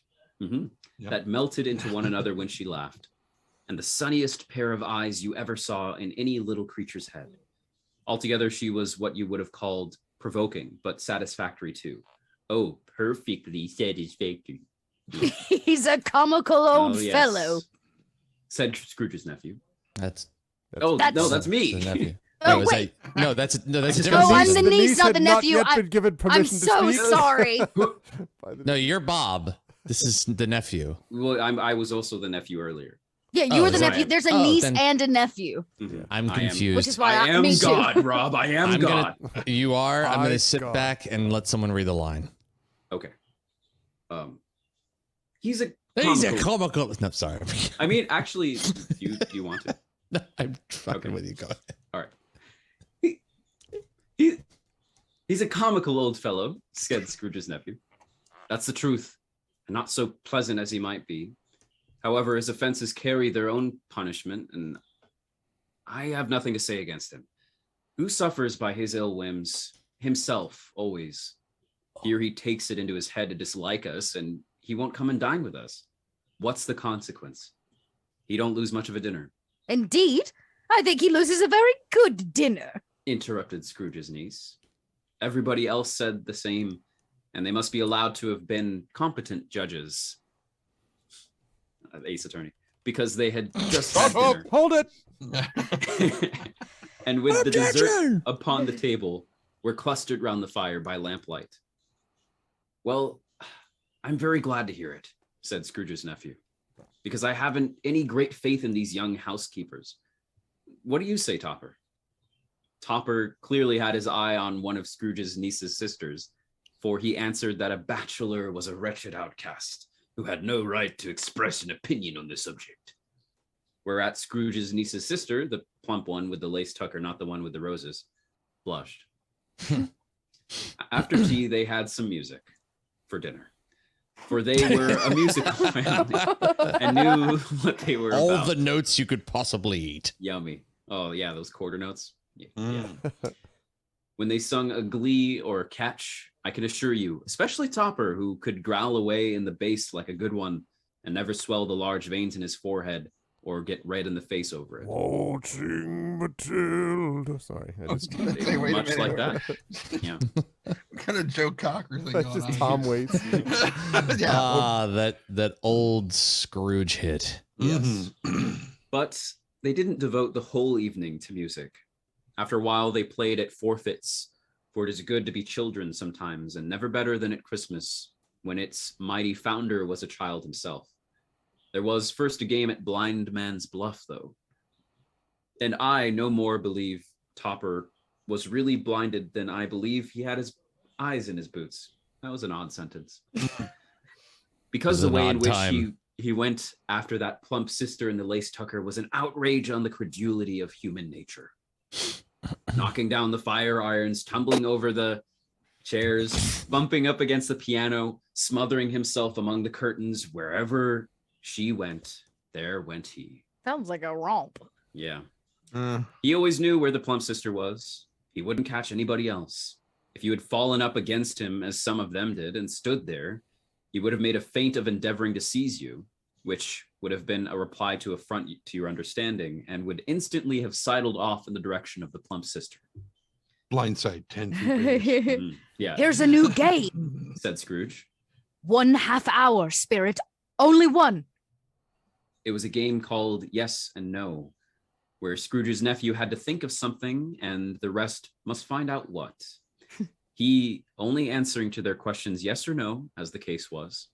The fire of questioning to which he was exposed elicited from him that he was thinking of an animal, a live animal, a rather disagreeable animal, a savage animal, an animal that growled and grunted sometimes and talked sometimes, and lived in London and walked about the streets, wasn't made a show of and wasn't led by anybody, didn't live in a menagerie, was never killed in a market, was not a horse or an ass or a cow or a bull or a tiger or a dog or pig or cat or a bear.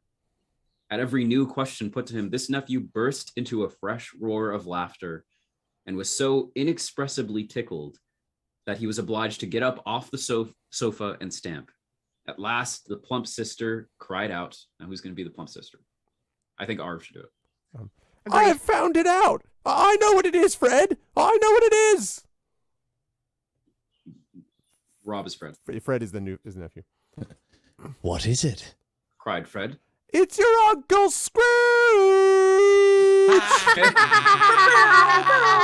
You got it. Good, Which you it got it. certainly was. Admiration was the sentiment, though some objected that the reply to, "Is it a bear?" ought to have been yes. Uncle Scrooge had imperceptibly become so gay and light of heart that he would have drank the unconscious company in an inaudible speech. Nice. But the whole scene passed off in the breath of the last word spoken by his nephew, and he and the spirit were again upon their travels. Nope, come on. Much they saw, and far they went, and many homes they visited, but That always one. with a happy end.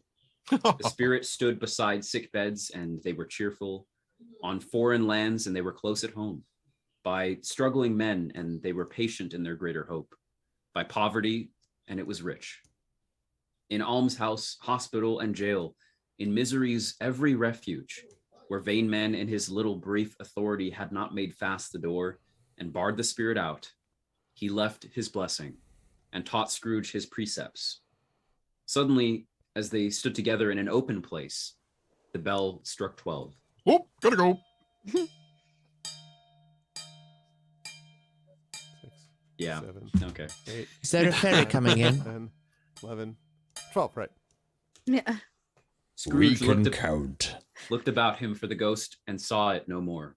Peace out, bitch. As the last stroke ceased to vibrate, he remembered the prediction of old Jacob Marley, and lifting up his eyes, beheld a solemn phantom, draped and hooded, coming like a mist along the ground towards him. That's going to lead us to the last of spirits. Side note, maybe one of my favorite lines in the entire story is vain man in his little brief authority. It's just like, dang, that's, oh. Okay, so last of the spirits, and I think Rob's doing this one, I believe. He is. The last of the spirits. The phantom slowly, gravely, silently approached. When it came near him, Scrooge bent down upon his knee. For in the air through which the spirit moved, it seemed to scatter gloom and mystery. It was shrouded in a deep black garment, which concealed its head, its face, its form, and left nothing of it visible save one outstretched hand. He knew no more, for the spirit neither spoke nor moved. I am in the presence of the ghost of Christmas yet to come. Ghost of the future. I fear you more than any specter I have seen. But as I know your purpose is to do me good, and as I hope to live to be another man from what I was, I am prepared to bear your company and to do it with a thankful heart. Will you not speak to me? It gave him no reply. The hand was pointed straight before them. Lead on! Lead on! The night is waning fast, and it is precious time to me, I know. Lead on, spirit. They scarcely seemed to enter the city, for the city rather seemed to spring up about them. But there they were, in the heart of it, on change amongst the merchants. The spirit stopped. Would you stop banging around up there, please? Trying to do reading here. Oh, yes. The spirits. Again, you're seeing exactly what happens every time we do an audiobook. Yep. The spirit stopped beside one little knot of businessmen. Observing that the hand was pointed to them, Scrooge advanced to listen to their talk. I just read that message. Why am I always the fat guy? What the hell are you saying? Because the immediate thought I just have in my mind is like, I think of Trent in his suit with the top hat reading this. I didn't notice the part. You played distinguished gentlemen very well. Yes. I was looking for a man of business. Okay. Yes, a distinguished man who can say no. Said a great fat man with a monstrous chin. I am the Baron Harkonnen. No, I'm not. I don't know much about it either way. I only know he's dead. When did he die? Inquired another. Last night, I believe. Why, what was the matter with him? He died. Oh, sorry. I thought he'd never die. I mean, God knows. Ask him. Look in the mirror. Said the first one with a yawn. Well, what's he done with his money? Asked a Monkey? red-faced gentleman. I haven't Asked a heard. I haven't heard. I wasn't listening. I was in the middle of eating a pudding. Said the man with the large chin and the pudding. Yeah, company, perhaps. He hasn't left it to me. That's all I know. Bye-bye.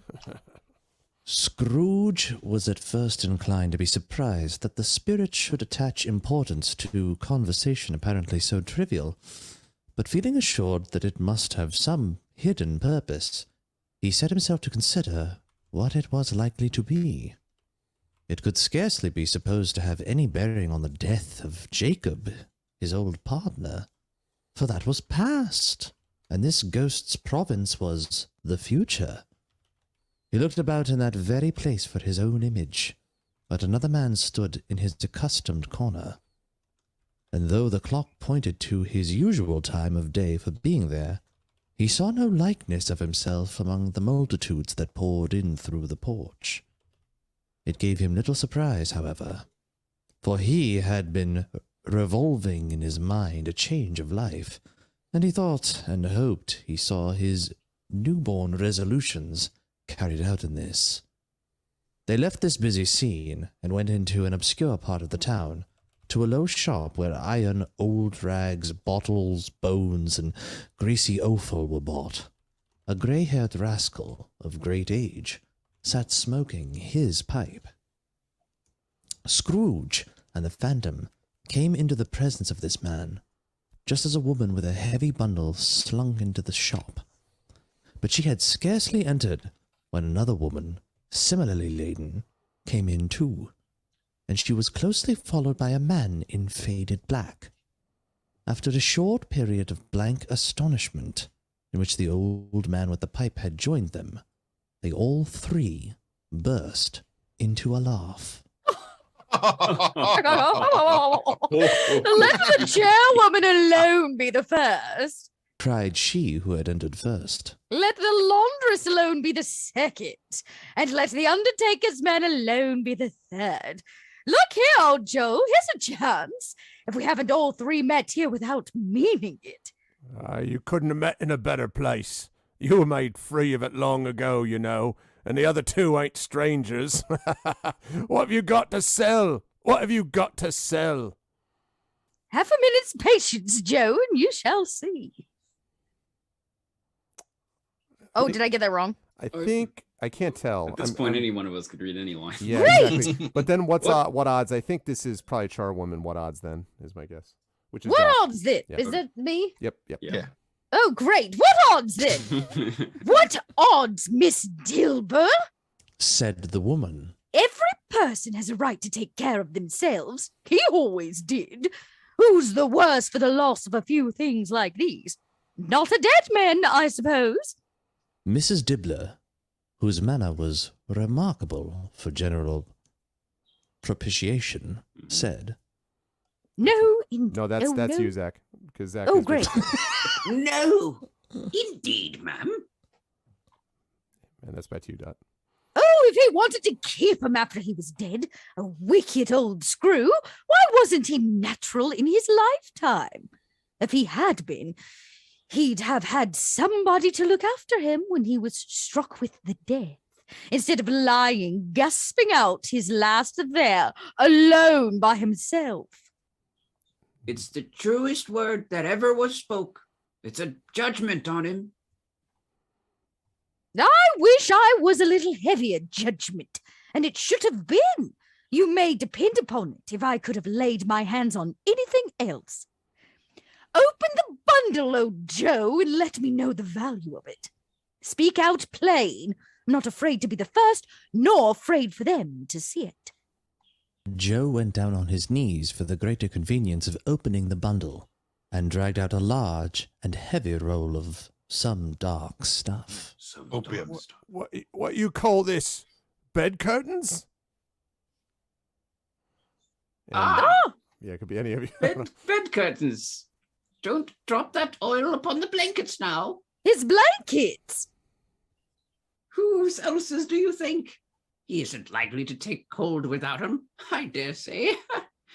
You may look through that shirt till your eyes ache, but you won't find a hole in it, nor a threadbare place. It's the best he had, and a fine one, too. It'd have wasted it by dressing him up in it if it hadn't been for me. Scrooge listened to this dialogue in horror. Spirit, I see. The case of this unhappy man might be my own. My life tends that way now. Merciful heaven, what is this? I'm sorry, I completely lost track of where I was. I see it now. The scene. Yes, thank you. The scene had changed, and now he almost touched a bare, uncurtained bed. A pale light, rising in the outer air, fell straight upon this bed, and on it, unwatched, unwept, uncared for, was the body of this plundered, unknown man. Spirit, let me see some tenderness connected with the death, or this dark chamber spirit will forever let me try that again. Or this dark chamber spirit will be forever preset upon me. The ghost conducted him to poor Bob Cratchit's house, the dwelling he had visited before, and found the mother and children seated round the fire. Quiet, very quiet.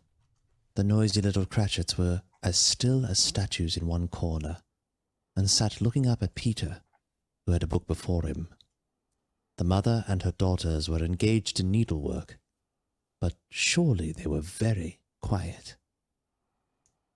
And he took a child and set him in the midst of them. Where had Scrooge heard those words? He had not dreamed them.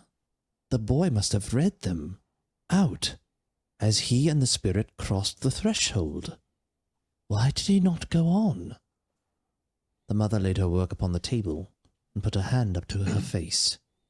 The colour hurts my eyes. She said, "The colour? Ah, poor Tiny Tim." Oh, they're better now. Makes them weak by candlelight. I wouldn't show weak eyes to your father when he comes home for the world. It must be near his time. Past it, rather. Peter answered, shutting up his book. But I think he has walked a little slower than he used these last evenings, Mother. I've known him walk with I have known him walk with Tiny Tim upon his shoulder very fast indeed. And so have I, cried Peter. often. So have I. Exclaimed another. So had all. He was very light to carry, and his father loved him so that it was no trouble. No trouble. And there's your father at the door. She hurried out to meet him, and little Bob and his comforter. He had need of it, poor fellow. Came in. His tea was ready for him on the hob, and they all tried who should help him to do it most. Then the two young Cratchits got up upon his knees and laid each child a little cheek against his face, as if they said, "Don't mind it, father. Don't be grieved." Bob was very cheerful with them, and spoke pleasantly to all the family.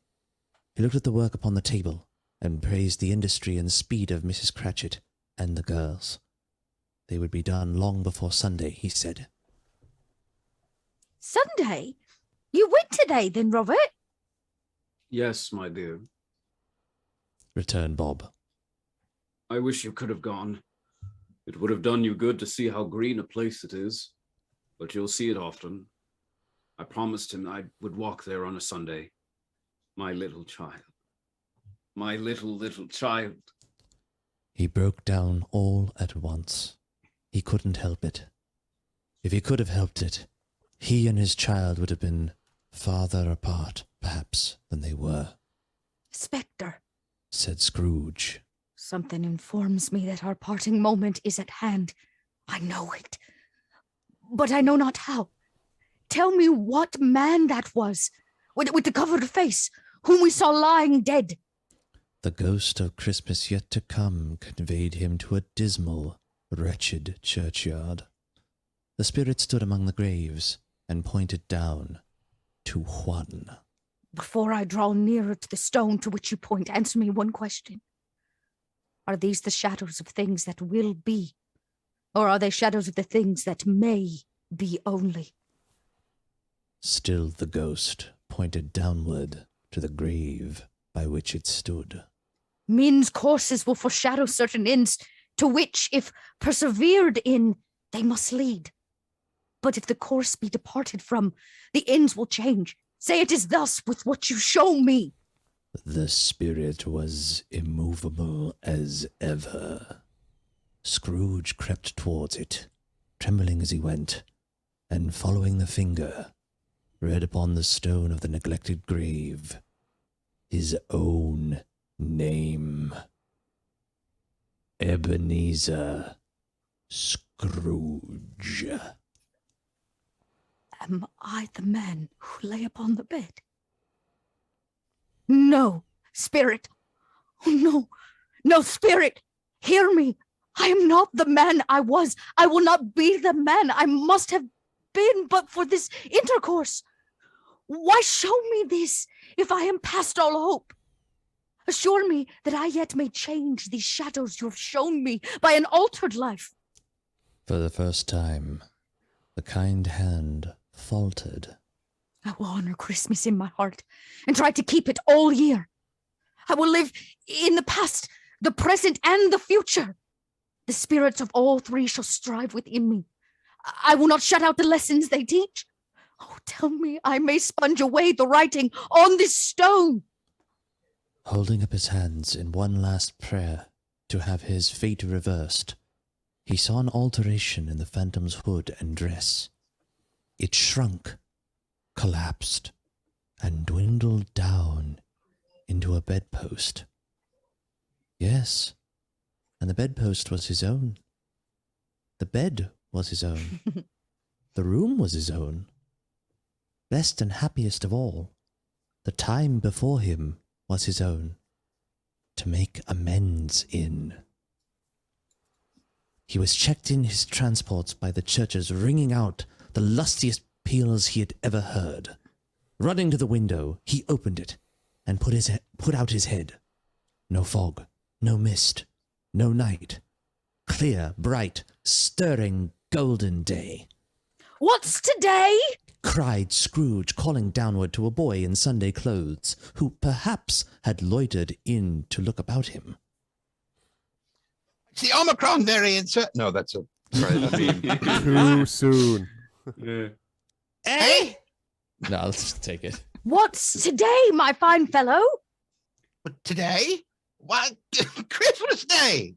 It's Christmas Day. I haven't missed it. Hello, my fine fellow. Yeah, hello, we already said it. Yeah. Do you know Sorry. What a fine boy. Poultiers? Do you know the Poultiers in the next street but one at the corner? I hope I did. An intelligent boy, a remarkable boy. Do you know whether they've sold the prize turkey that was hanging up there?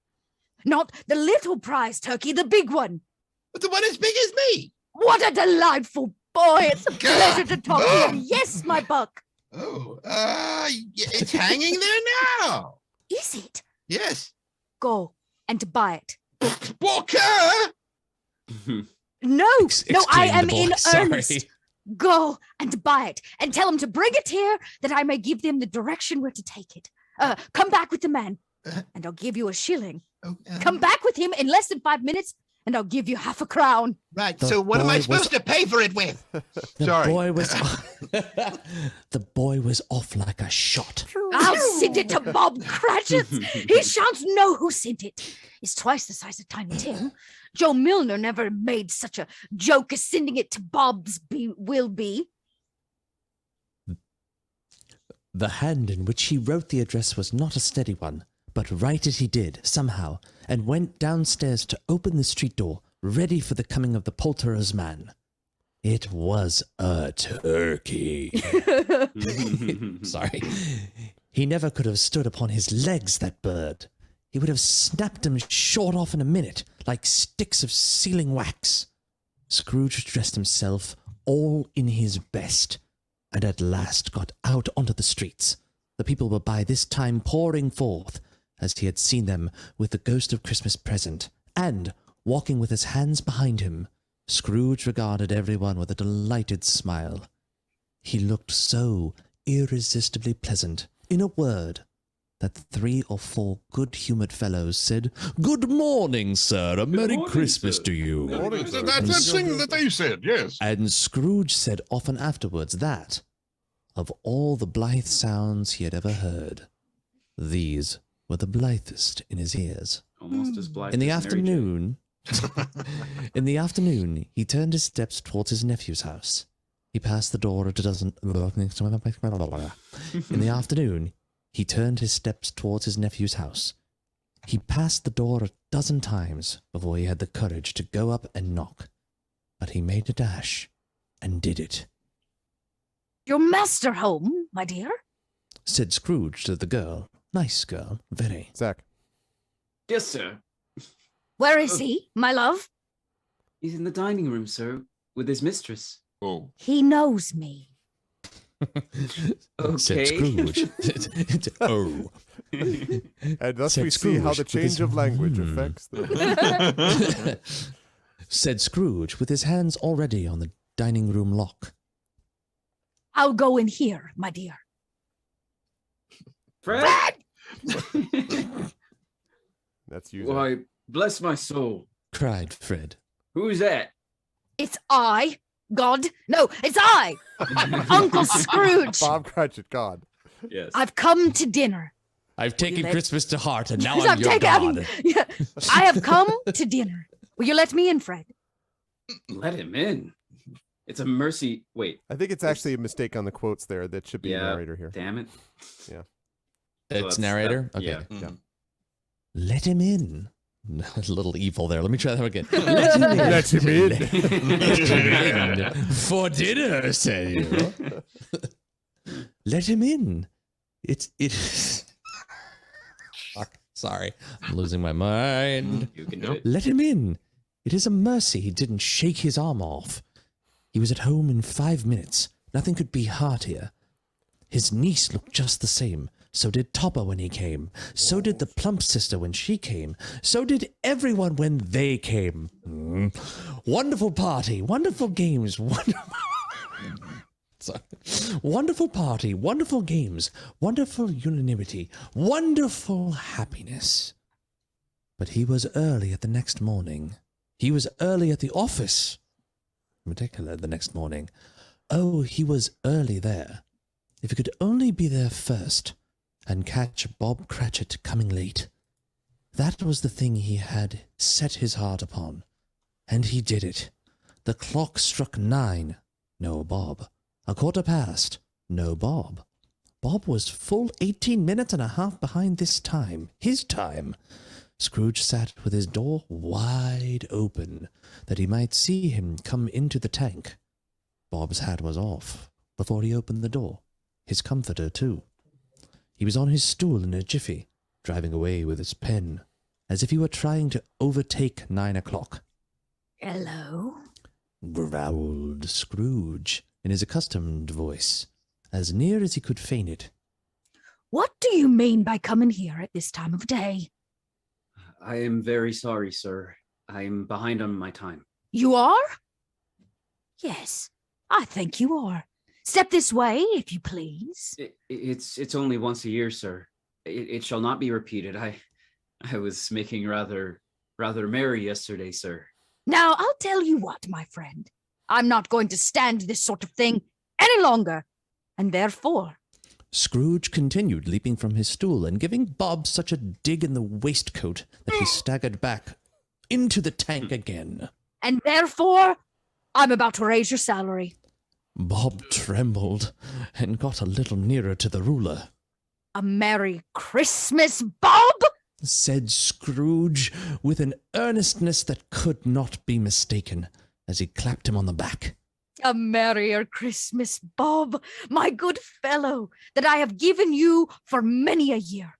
I'll raise your salary and endeavor to assist your struggling family.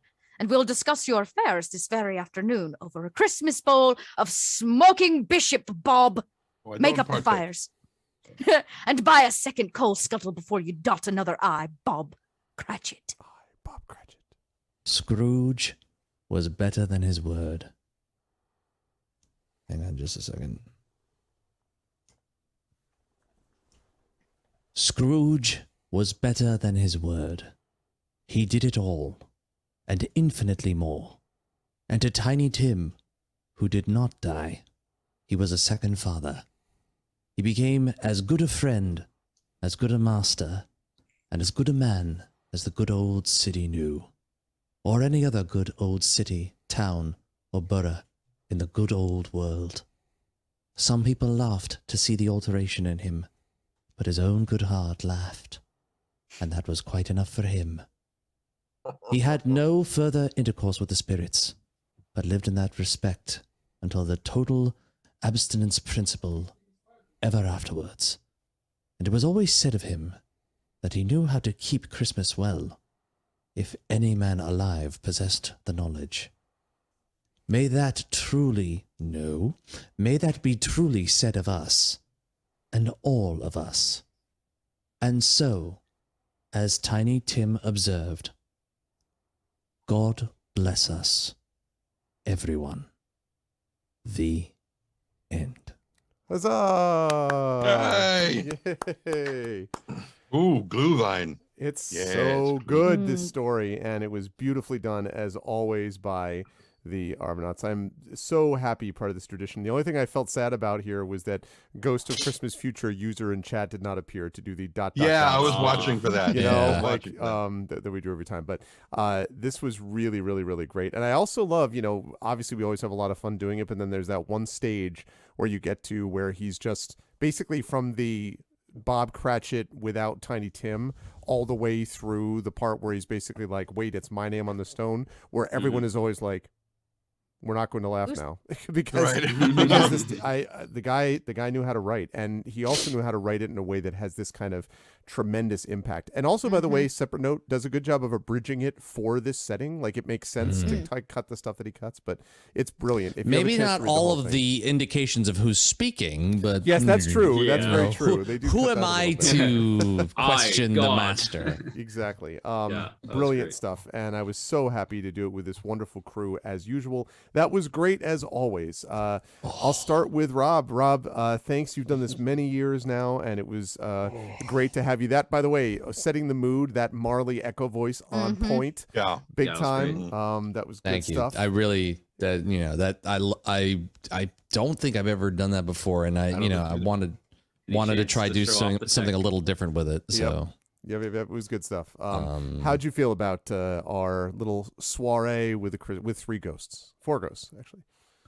it was great. The only unfortunate thing is that I am incredibly dizzy, incredibly tight. So I have a twofold thing working against me today. The vertigo is a one thing, and then I can't actually show you this. I was going to show the Band-Aid on my arm, but I did get my booster shot today, and that's probably kicking my ass too. So please get your booster shots if you haven't gotten your booster shots. But yeah, I believe between the two of those, I am like Conked loopy out. right now. Yeah. But no, I actually can't believe how many years we've done this now, and the fact that we've read every version that exists, I think. The longest ones, and there was another one that's shorter than this too that makes like absolutely no sense, right? Like the amount of cuts is like Yeah, but it's too much ludicrous. where it's like Fezziwig vanishes completely, and you're like, wait a like minute. they're like, The what do we have Ghost of left to Christmas cut? Present's We like, only know me better, and then nothing. Like, hello? Yeah. No, it's like, what else do we have to cut? Well, we only have the spirits left. Cut the middle one. No one wants the fat jolly guy. No one wants the second one. Like, what, are you out of your mind? Yeah. So, but yeah, it's always a lot of fun. It's unfortunate that Russ couldn't be with us. It'd be great if George or any of the other people who've done this over the years could come back and join us for some of this. But we have a great team doing it, and it's always fun. And for me, it is my personal kicking off of the holiday season, especially because Hanukkah decided to be around Thanksgiving this year for some reason. I don't know. Yeah, I had a great time. I'm going to pass this off because my head is spinning right now, so I can't talk anymore. But I love this. This was a lot of fun. The laughs were good. The people are great. Happy holidays to everyone. If you want to see what I'm doing, follow me on Twitter or follow me in my Discord, because I haven't really been able to stream much because of the vertigo. It just, by the end of the day, I'm like this, where I'm just a dizzy, blubbering mess. But I'm hoping that over time it will go away, and I have some cool stuff planned as far as streams are concerned for the end of the year, including December of Souls, which is my Dark Souls full series playthrough before Elden Ring, which I've been trying to get started. I have some music production streams that I'm going to be doing and really taking off in January, and just some cool end of the year videos that I'll be working on. So be sure to check out all my links on my stream, which is twitch.tv/darksiderob, RAHB. And you can find me here when I'm not doing that. And you can also find my audiobooks on Audible, all of the parts of the Shadowrun series, all books, surprisingly or unsurprisingly enough, by one author, Russell Zimmerman, and all really fun. And I hope you will check them out. They make great holiday stocking stuffers, digital stocking stuffers, because there's no actual thing to put. Just buy them, please. I would love if you listen. Never mind to the them. banter. Just buy it. Yes, just buy it. It's the holiday season. You're a consumer. Buy things. Merry, happy, all of the things to everyone. Mwah. Thanks, Rob. Much Good love. stuff, and feel better, man. Thank you. Know you better, man. Feel better, man. Yeah. But always a pleasure. Thank you, Rob. Zach, it was a pleasure to have you back as well, given what we talked about before, and it was nice for me to get a sense to just hear the crew working together with each other again, always in different ways. That's why it's nice to have everyone doing different voices and things like that. And the jokes are always fun without derailing. Hold on. Yes. That timing. It's Charlie Brown's teacher. It's just yeah, just constant. And for those of you listening at home, which I suspect most of you probably are, so what? Without derailing, without derailing with my how about some derailing? But I heard you wanted some derailing. I heard you wanted some. Yeah. It was good stuff as always, Zach. How'd you feel about today and all that kind of good stuff? And when will we see you? In other places? Do you think? tonight was awesome. I think Rob put it well when he said that this starts the holiday season. I think in other ways, like, you know, putting up the Christmas tree and things like that, like it's already sort of been Christmas, but this is another reminder of like, oh yeah, it's, you know, here we go. Yeah. The tradition of it, which that I like too, being able to be here and again, like read the same story every year, but like by the time we read it again, we've forgotten all the memes that we create when we read it. A year from now, we're probably going to laugh again at whoever gets to say, "I, God, save you." I, God. Yeah. So anyway, yeah, it was a great time. A nice, nice evening. So the fine people will find me for Esper Genesis towards getting close to the new year. Yep. On this channel. As far as streaming back on my own channel, I'm still figuring out when I'm going to come back and what I'm going to stream, but I do stream myself. So people who would like to be apprised of that information can be here in Arvin Eleron's community and see stuff like that, or follow me on Twitch at twitch.tv/ZachClay. And then lastly, aside from saying happy holidays and all that, thank you, chat, for being here and for enjoying the show. You guys give us an audience. And someone earlier said what they would give to have teleportation and be able to actually like listen to us and watch us on an actual stage. Maybe someday, but maybe someday. Yeah. Thank you, chat, for being here. And thank you, crew, for... I'd just like to be able to throw a Christmas party again at some point. Know. Like we reading about all this, I'm something. like this is like reading about like a thing that just, you know, only exists in a museum now. Yeah. So yeah. But yeah, hey, like Rob did, get your booster shot. I actually still have to get mine, so thanks for reminding me. Me too. But yeah. Anyway. All right. Yeah, that's me. Thanks, Thank Zach. Great stuff. Always a pleasure. Yep. Good to see you again, my friend. Tren, it's always a pleasure to have you back for these sessions, for the Arvocalist sessions. And it's always fun to hear your takes on a variety of different things. You've been Scrooge. You've been Fezziwig and the Ghost of Christmas Past. I'm pretty sure you have been the Ghost of Christmas Past. You've also been the Ghost of Christmas Present. And I'm trying to think.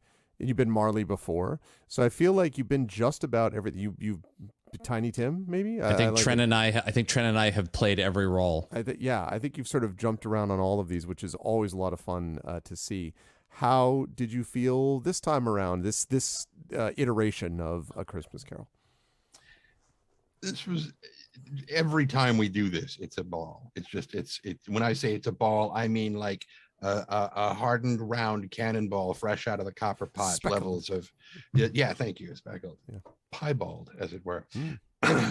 Which is a word I learned from Gormenghast, a novel I never finished reading. So but it's always a blast to sit down and read this thing, because invariably and I don't think we've ever communicated to the audience before that this is exactly what it's like when you're trying to narrate something.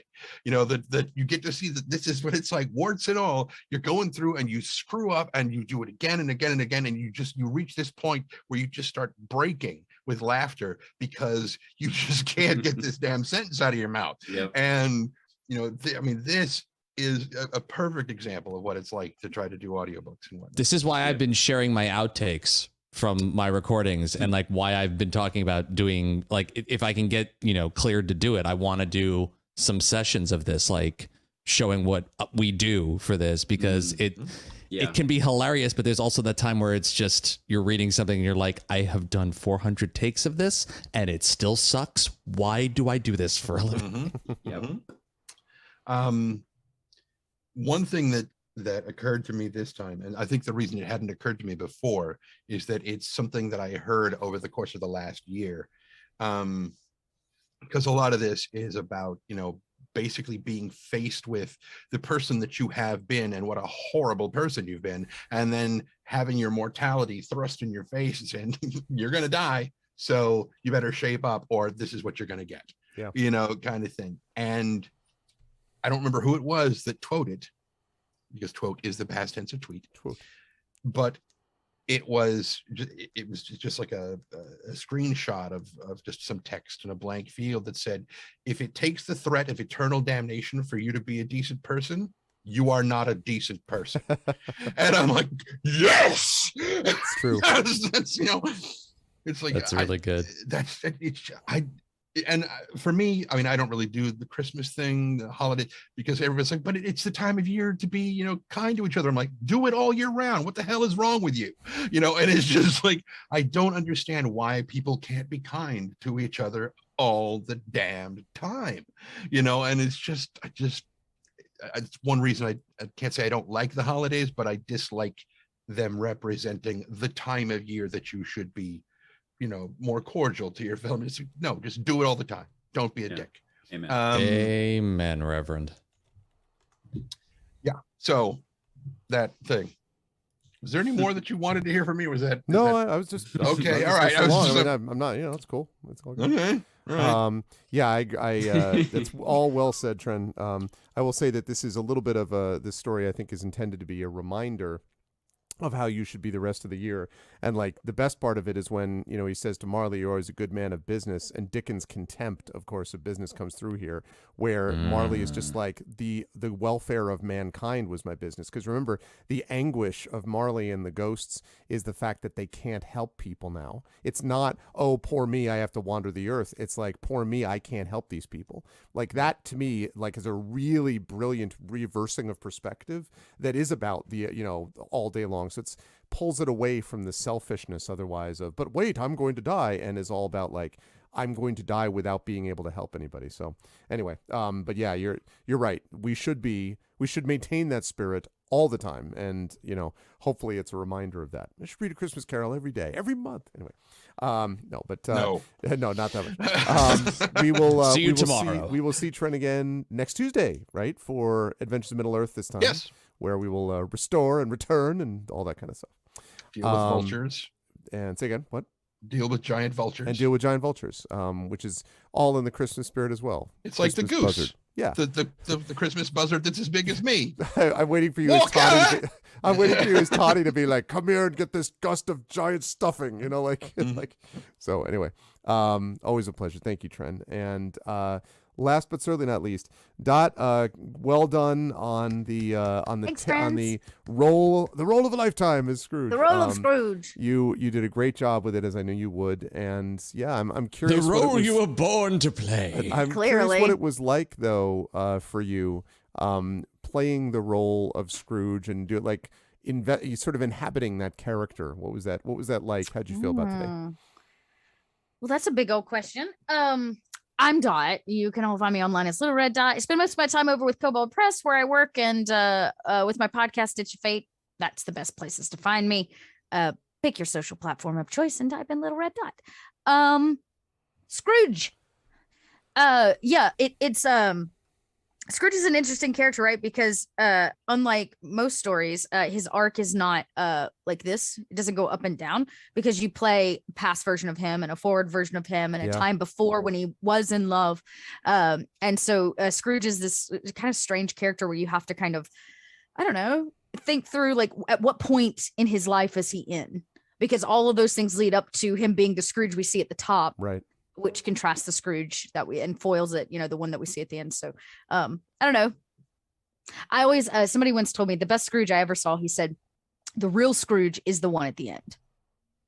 The jolly, merry one is the one that's actually like there for Scrooge. So he actually sounds, or at the beginning of the story, is really not actually himself, the best version of himself. And so his voice is strained and unfinished and not the way it should be. And then at the end, to see him like let free in a joyous way is actually the realest, most pure form of the Scrooge that both he and everybody else deserved. So anyways, I always thought that was a very cool interpretation. Yeah, it's interesting. It's interesting that so interaction. Does that mean that it's? Go ahead. No, I was just gonna say that interaction with the boy and the turkey. That's what makes that so lovely, right? Because that's really Scrooge just being like, because you get to see him and you're like, you get to see him that way. And most of us, I think, have had the experience of having, often, sometimes very rarely, sadly, but having that experience of sort of overwhelming joy, joy that we don't even fully understand all of where it comes from. Like that's there's a wonderful vibrancy about this that I've always loved. That's a good interpretation. I like that. Well, that came through in your portrayal. So, good. I'm glad. So It did do that. And we only had a few examples. We had other people who were able to play female roles. See, you didn't have to play every single No, female every role single one. that was I always starting play Mrs. Cratchit though, but she's kind of my favorite. So Yeah, that's true. And then you often play one of the charwoman. I don't know if it's always a charwoman, but maybe. In that last section where they're oh yeah, handing around the Yeah, which is that all section is just a mess. yeah. I mean, like for reading, but man, it is chilling as hell. Like right, because the one point the guy's like blankets, and she's just like, well, he's not going to need him. Like it's Vultures. Yeah. Again. God, Yeah, it's just vultures. carrion birds. I mean, it absolutely is. So, like Scrooge was himself for much of his life. Anyway, it was great stuff. So, where will the fine folks see you next? I know you talked about your socials, but is there a yeah, I particular got some event stuff that you're doing? happening. Oh goodness. I mean, it's almost the holidays, y'all. But my podcast, Ditch of Fate, we just launched a podcast network called Pod by Night, and we actually launched our Twitch channel today. So we'll have some new things coming in the new year. So if you like World of Darkness content, oh boy, howdy, have I got news for you.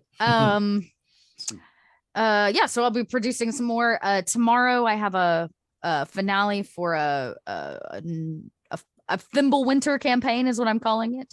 Little short campaign I ran for Cobalt Press, and I'm in the middle of an Empire of the Ghouls game. So you can also check me out over the next few weeks there. Literally, I did that right before this. So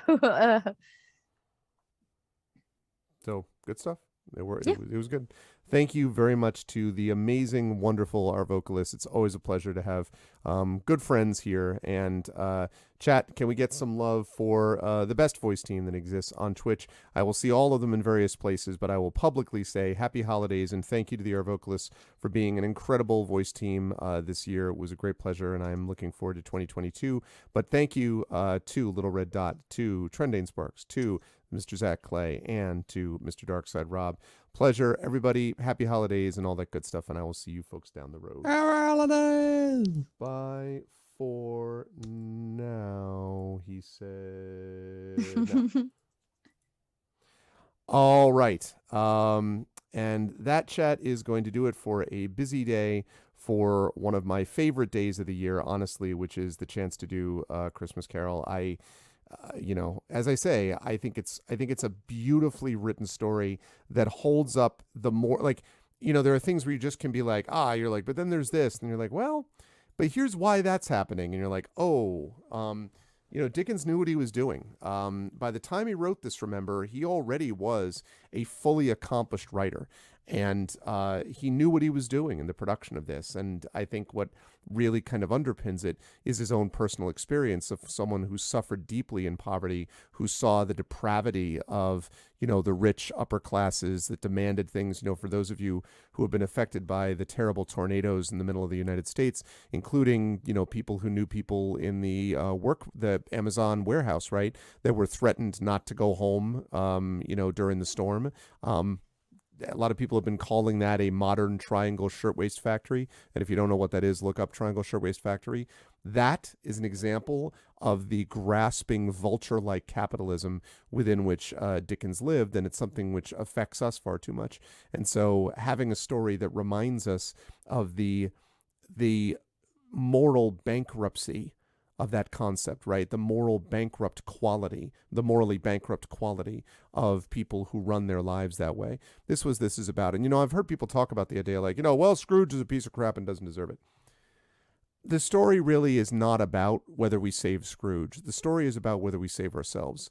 And if we see, and people around us, and if we can see Scrooge in us, then we ought to have a sea change and a course correction and go in a different spot. Precisely so we can help people the way that Marley and the Ghost cannot. And that's very powerful to me. And again, it's a warm story that still doesn't pull its punches, and I like that stuff. Also, beautifully described. Like everyone always talks about how hungry they feel when he's describing the scene with Cratchit, and that's important, the scene, his ability to make you feel as if you're there is hugely important. And yeah, I mean, Scrooge lost his way, and even an awful person can change their ways. And part of the point could be that if Scrooge can change his ways, so can you, because you're not as bad as Scrooge, right? And not as bad as Scrooge at his worst. And so that is really important. Yeah, exactly. What Rising Tide said, earning grace that you arguably do not deserve is literally the Christian spirit. Absolutely. And that's so fundamentally important to think of grace as something that is available to you. Leave aside, I don't want to, however you feel religiously is up to you, but grace itself as a concept does not have to be solely religious. It's the matter of how you behave and act and the way in which you interact with the world around you. And Scrooge is hugely important about that, is a hugely important figure in that regard. So I love the story. Dickens is a brilliant short story writer. And a lot of people were talking about how it is kind of creepy at times. It's a ghost story. And, two of the greats that we read in the last few months, Charles Dickens and, of course, Edgar Allan Poe, two of the greats. And those are two of the great writers that we've had. So good combination of people. So this was a ton of fun. I really enjoyed it. And the next time I'm going to see all of you lovely people is going to be in Worldcon, at Worldcon in Washington, D.C. I don't know if I'm going to be streaming either Friday or Saturday. I'm going to try to do one or the other day, but there's no guarantee there, but I will try. But Sunday, you will definitely see me on at 12 p.m. Eastern on Sunday. I will be here with a amazing crew of players to play Critical Casting's Midwinter Morning. And that is going to be with Triffity Mats. That is going to be, right, well said, Arudinel. Our potential to be better than we are. That's right. And occasionally, once in a great while, to realize that potential. Yeah. That's well said. As always, Rudinel. So, Triffity Mats is going to be part of this. Prince Justin is going to be a part of this. Configuration Queen is going to be a part of this. And Sean Duke from the Skiffy and Fanty podcast is going to be a part of this. Basically, it's the entire Skiffy and Fanty podcast plus Configuration Queen. They're all going to be playing. And I am going to be DMing Midwinter Morning. Again, very excited for this. This is a module with a company that we may do some other adventures with as we go along the line, but it's been nice to partner with them. And I am excited to be able to share that with all of you. So that's going to be happening, as I say, Sunday from 12 to 3 p.m. Eastern. Now, the last thing I want to say, thank you, Mrs. Dunslow, I was just letting people wait there for this last one, and that is this. Yeah, I know, but, I know that too. Okay, so the winner is Live Suing, who has won Dragon Age Inquisition. Dragon Age Inquisition. So that means that we are going to, can I message you from here? Okay, congratulations, Live Suing. Let me pull this open here. Live Suing is the winner, and again, thank you to Dragon Spear for his generosity in providing this code of Dragon Age Inquisition. Hang on just a second. I'm going to whisper this to you.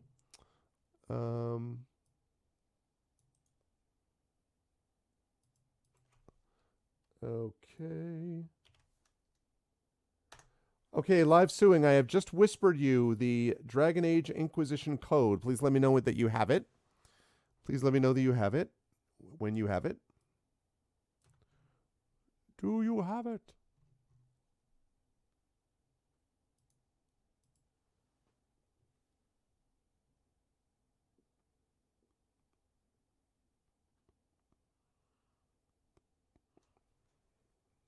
All good, Live Suing?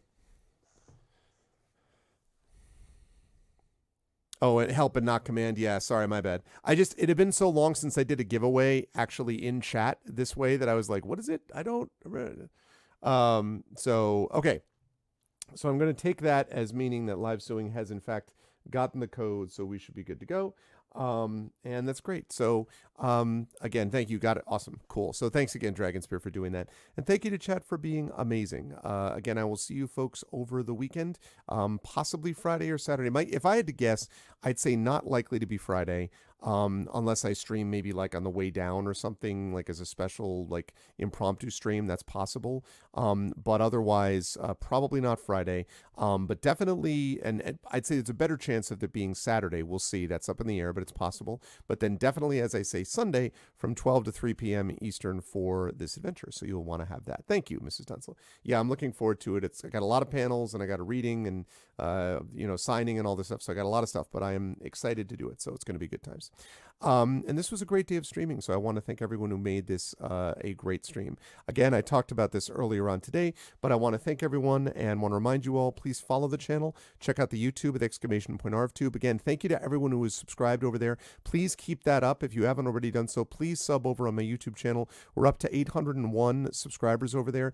We've had something like 15 in the last 2 weeks. Let's keep that up. My goal is to get to 1,000 subscribers over on YouTube, because I can then monetize the channel, which will allow me to have other flexibility in terms of different things. So it's free for you to do it, but it would definitely make a difference to me. So please do that if you can. !Arv Tweets is the Twitter, where you can hang out, where you can see whenever I'm going live. I can also hopefully post about stuff relating to Worldcon, etc. And please check out the Discord with !Arvcord, where you can hang out with the Arvanauts in between streams. Website for all this is arvanelleron.com. Financially, !Arv Shop. That's the merchandise area. You can get Infinity Beyond, Adventures of Middle-earth, and soon to be Esper Genesis stuff over there as well. !Arv Treon is right there. That Patreon and the subsystem are the things that allow me to pay the Arvocalists, which I'm going to go do as soon as I'm done with this stream. So please support if you can. That allows you to get this content that you see, and it also, of course, lets you get cool stuff for yourself individually and cool stuff as well for the channel as a whole. So please consider jumping on board with that. That is the Patreon, and of course, again, the subsystem with those custom sub badges, emotes, and all that kind of good stuff as well. On the publishing side, Icarus, my Icarus graphic novel from Athos Arts. Again, I saw that Garlic Tofu put this in, but Athos, please support that Kickstarter. We want to get them up to, I'd love to see them get up to 4,000, double goal if we could. If possible, we got 20 hours left. How are they doing? We're up to, what are we at here? 20 hours left, 3,500. Yeah, that's doable. I would love to see another 9 backers and get that up to another $437. I'd love to see that happen if we could by the end of the day. That would be great. They've done well on this Kickstarter, so I'm very happy about that. But still, support Athos. They're really good people. They also happen to be my publisher for some projects as well. But you should support them, and go give them some love. That's Athos. Library is my Tales and Tomes, the Forbidden Library, my 5e adventure and sourcebook from Alligator Alley Entertainment, which had the hugely successful Mysterious Peaks Kickstarter, Expedition for the Mysterious Peaks. More coming about both that and coming about other things relating to my Greyshade Kickstarter, which both Athos and Alligator Alley are involved with. That's Greyshade KS for that. And as always, BLM, Black Lives Matter, very important to affirm and assert the significance and importance of Black lives. And Help Now, which is the World Health Organization page on suicide prevention. Very important to reach out to others when you need help and to reach out to others when they need help as well. Now, we are, I think, going to do a raid today. I think I know who we're going to raid as well. I have it exactly down. So the way we do a raid is real simple. If you are not a sub, you're going to do this. Once you're brought over automagically, that is the Arvanauts have landed, followed by Twitch raid, lowercase Twitch, uppercase R, lowercase AID. If you are a sub, you're going to do this. The Arvanauts have landed. You got Arvany Hype there. You got Twitch raid, Arvany Roar, Arvany Hype, Arvany Woe, Arvany Witch, Arvany Smug, Arvany etc. All the Arvanese, which you can do when, as I say, you were brought over automagically to the place that we are going to raid. Thank you to everyone who made this an awesome stream today. Thank you to my wonderful mods, the best in the business, Arudinel, Dragon Spear, Rock God, Shadowed Mage, The Rising Tides, Triffany Mats. Thank you as well to my wonderful Patreon supporters and subscribers, Arudinel, Dragon Spear, Rock God, Shadowed Mage, Rising Tides. Special thanks to the Rising Tides for those 3 gift subs as well. Very generous. Thank you. Triffid, Echo Alpha, Kilgore, Chenrazi, Crit Twitch, Garlic Tofu, Live Suing, and Mrs. Dunsel, all big supporters, both Patreon and subscribers. So thank you, thank you. And thank you to my wonderful viewers. Thank you to Craigery. Thank you to Gigafrost. Thank you to Izzy's Tardies, Ladybug. Thank you to Lana Ray, Light and Passion, Mystaria. Good to see you, Mystaria, again. Thank you to Mr. Aridin, Nonstop. Thank you to Pan Lewis. And thank you to the Sparkly Wallflower. Thanks, everybody. Stick around for the raid, and I will see you folks live from DC coming up this weekend. Again, don't know if it's Friday or Saturday, but hopefully one of those 2 days. But definitely either way, Sunday from 12 to 3 p.m. Eastern. That's it for me. Much love. I will see all of you wonderful people soon. Until then, Merry Christmas to all a good night, and as Tiny Tim observed, God bless us, everyone. Much love, everyone. Have a good night.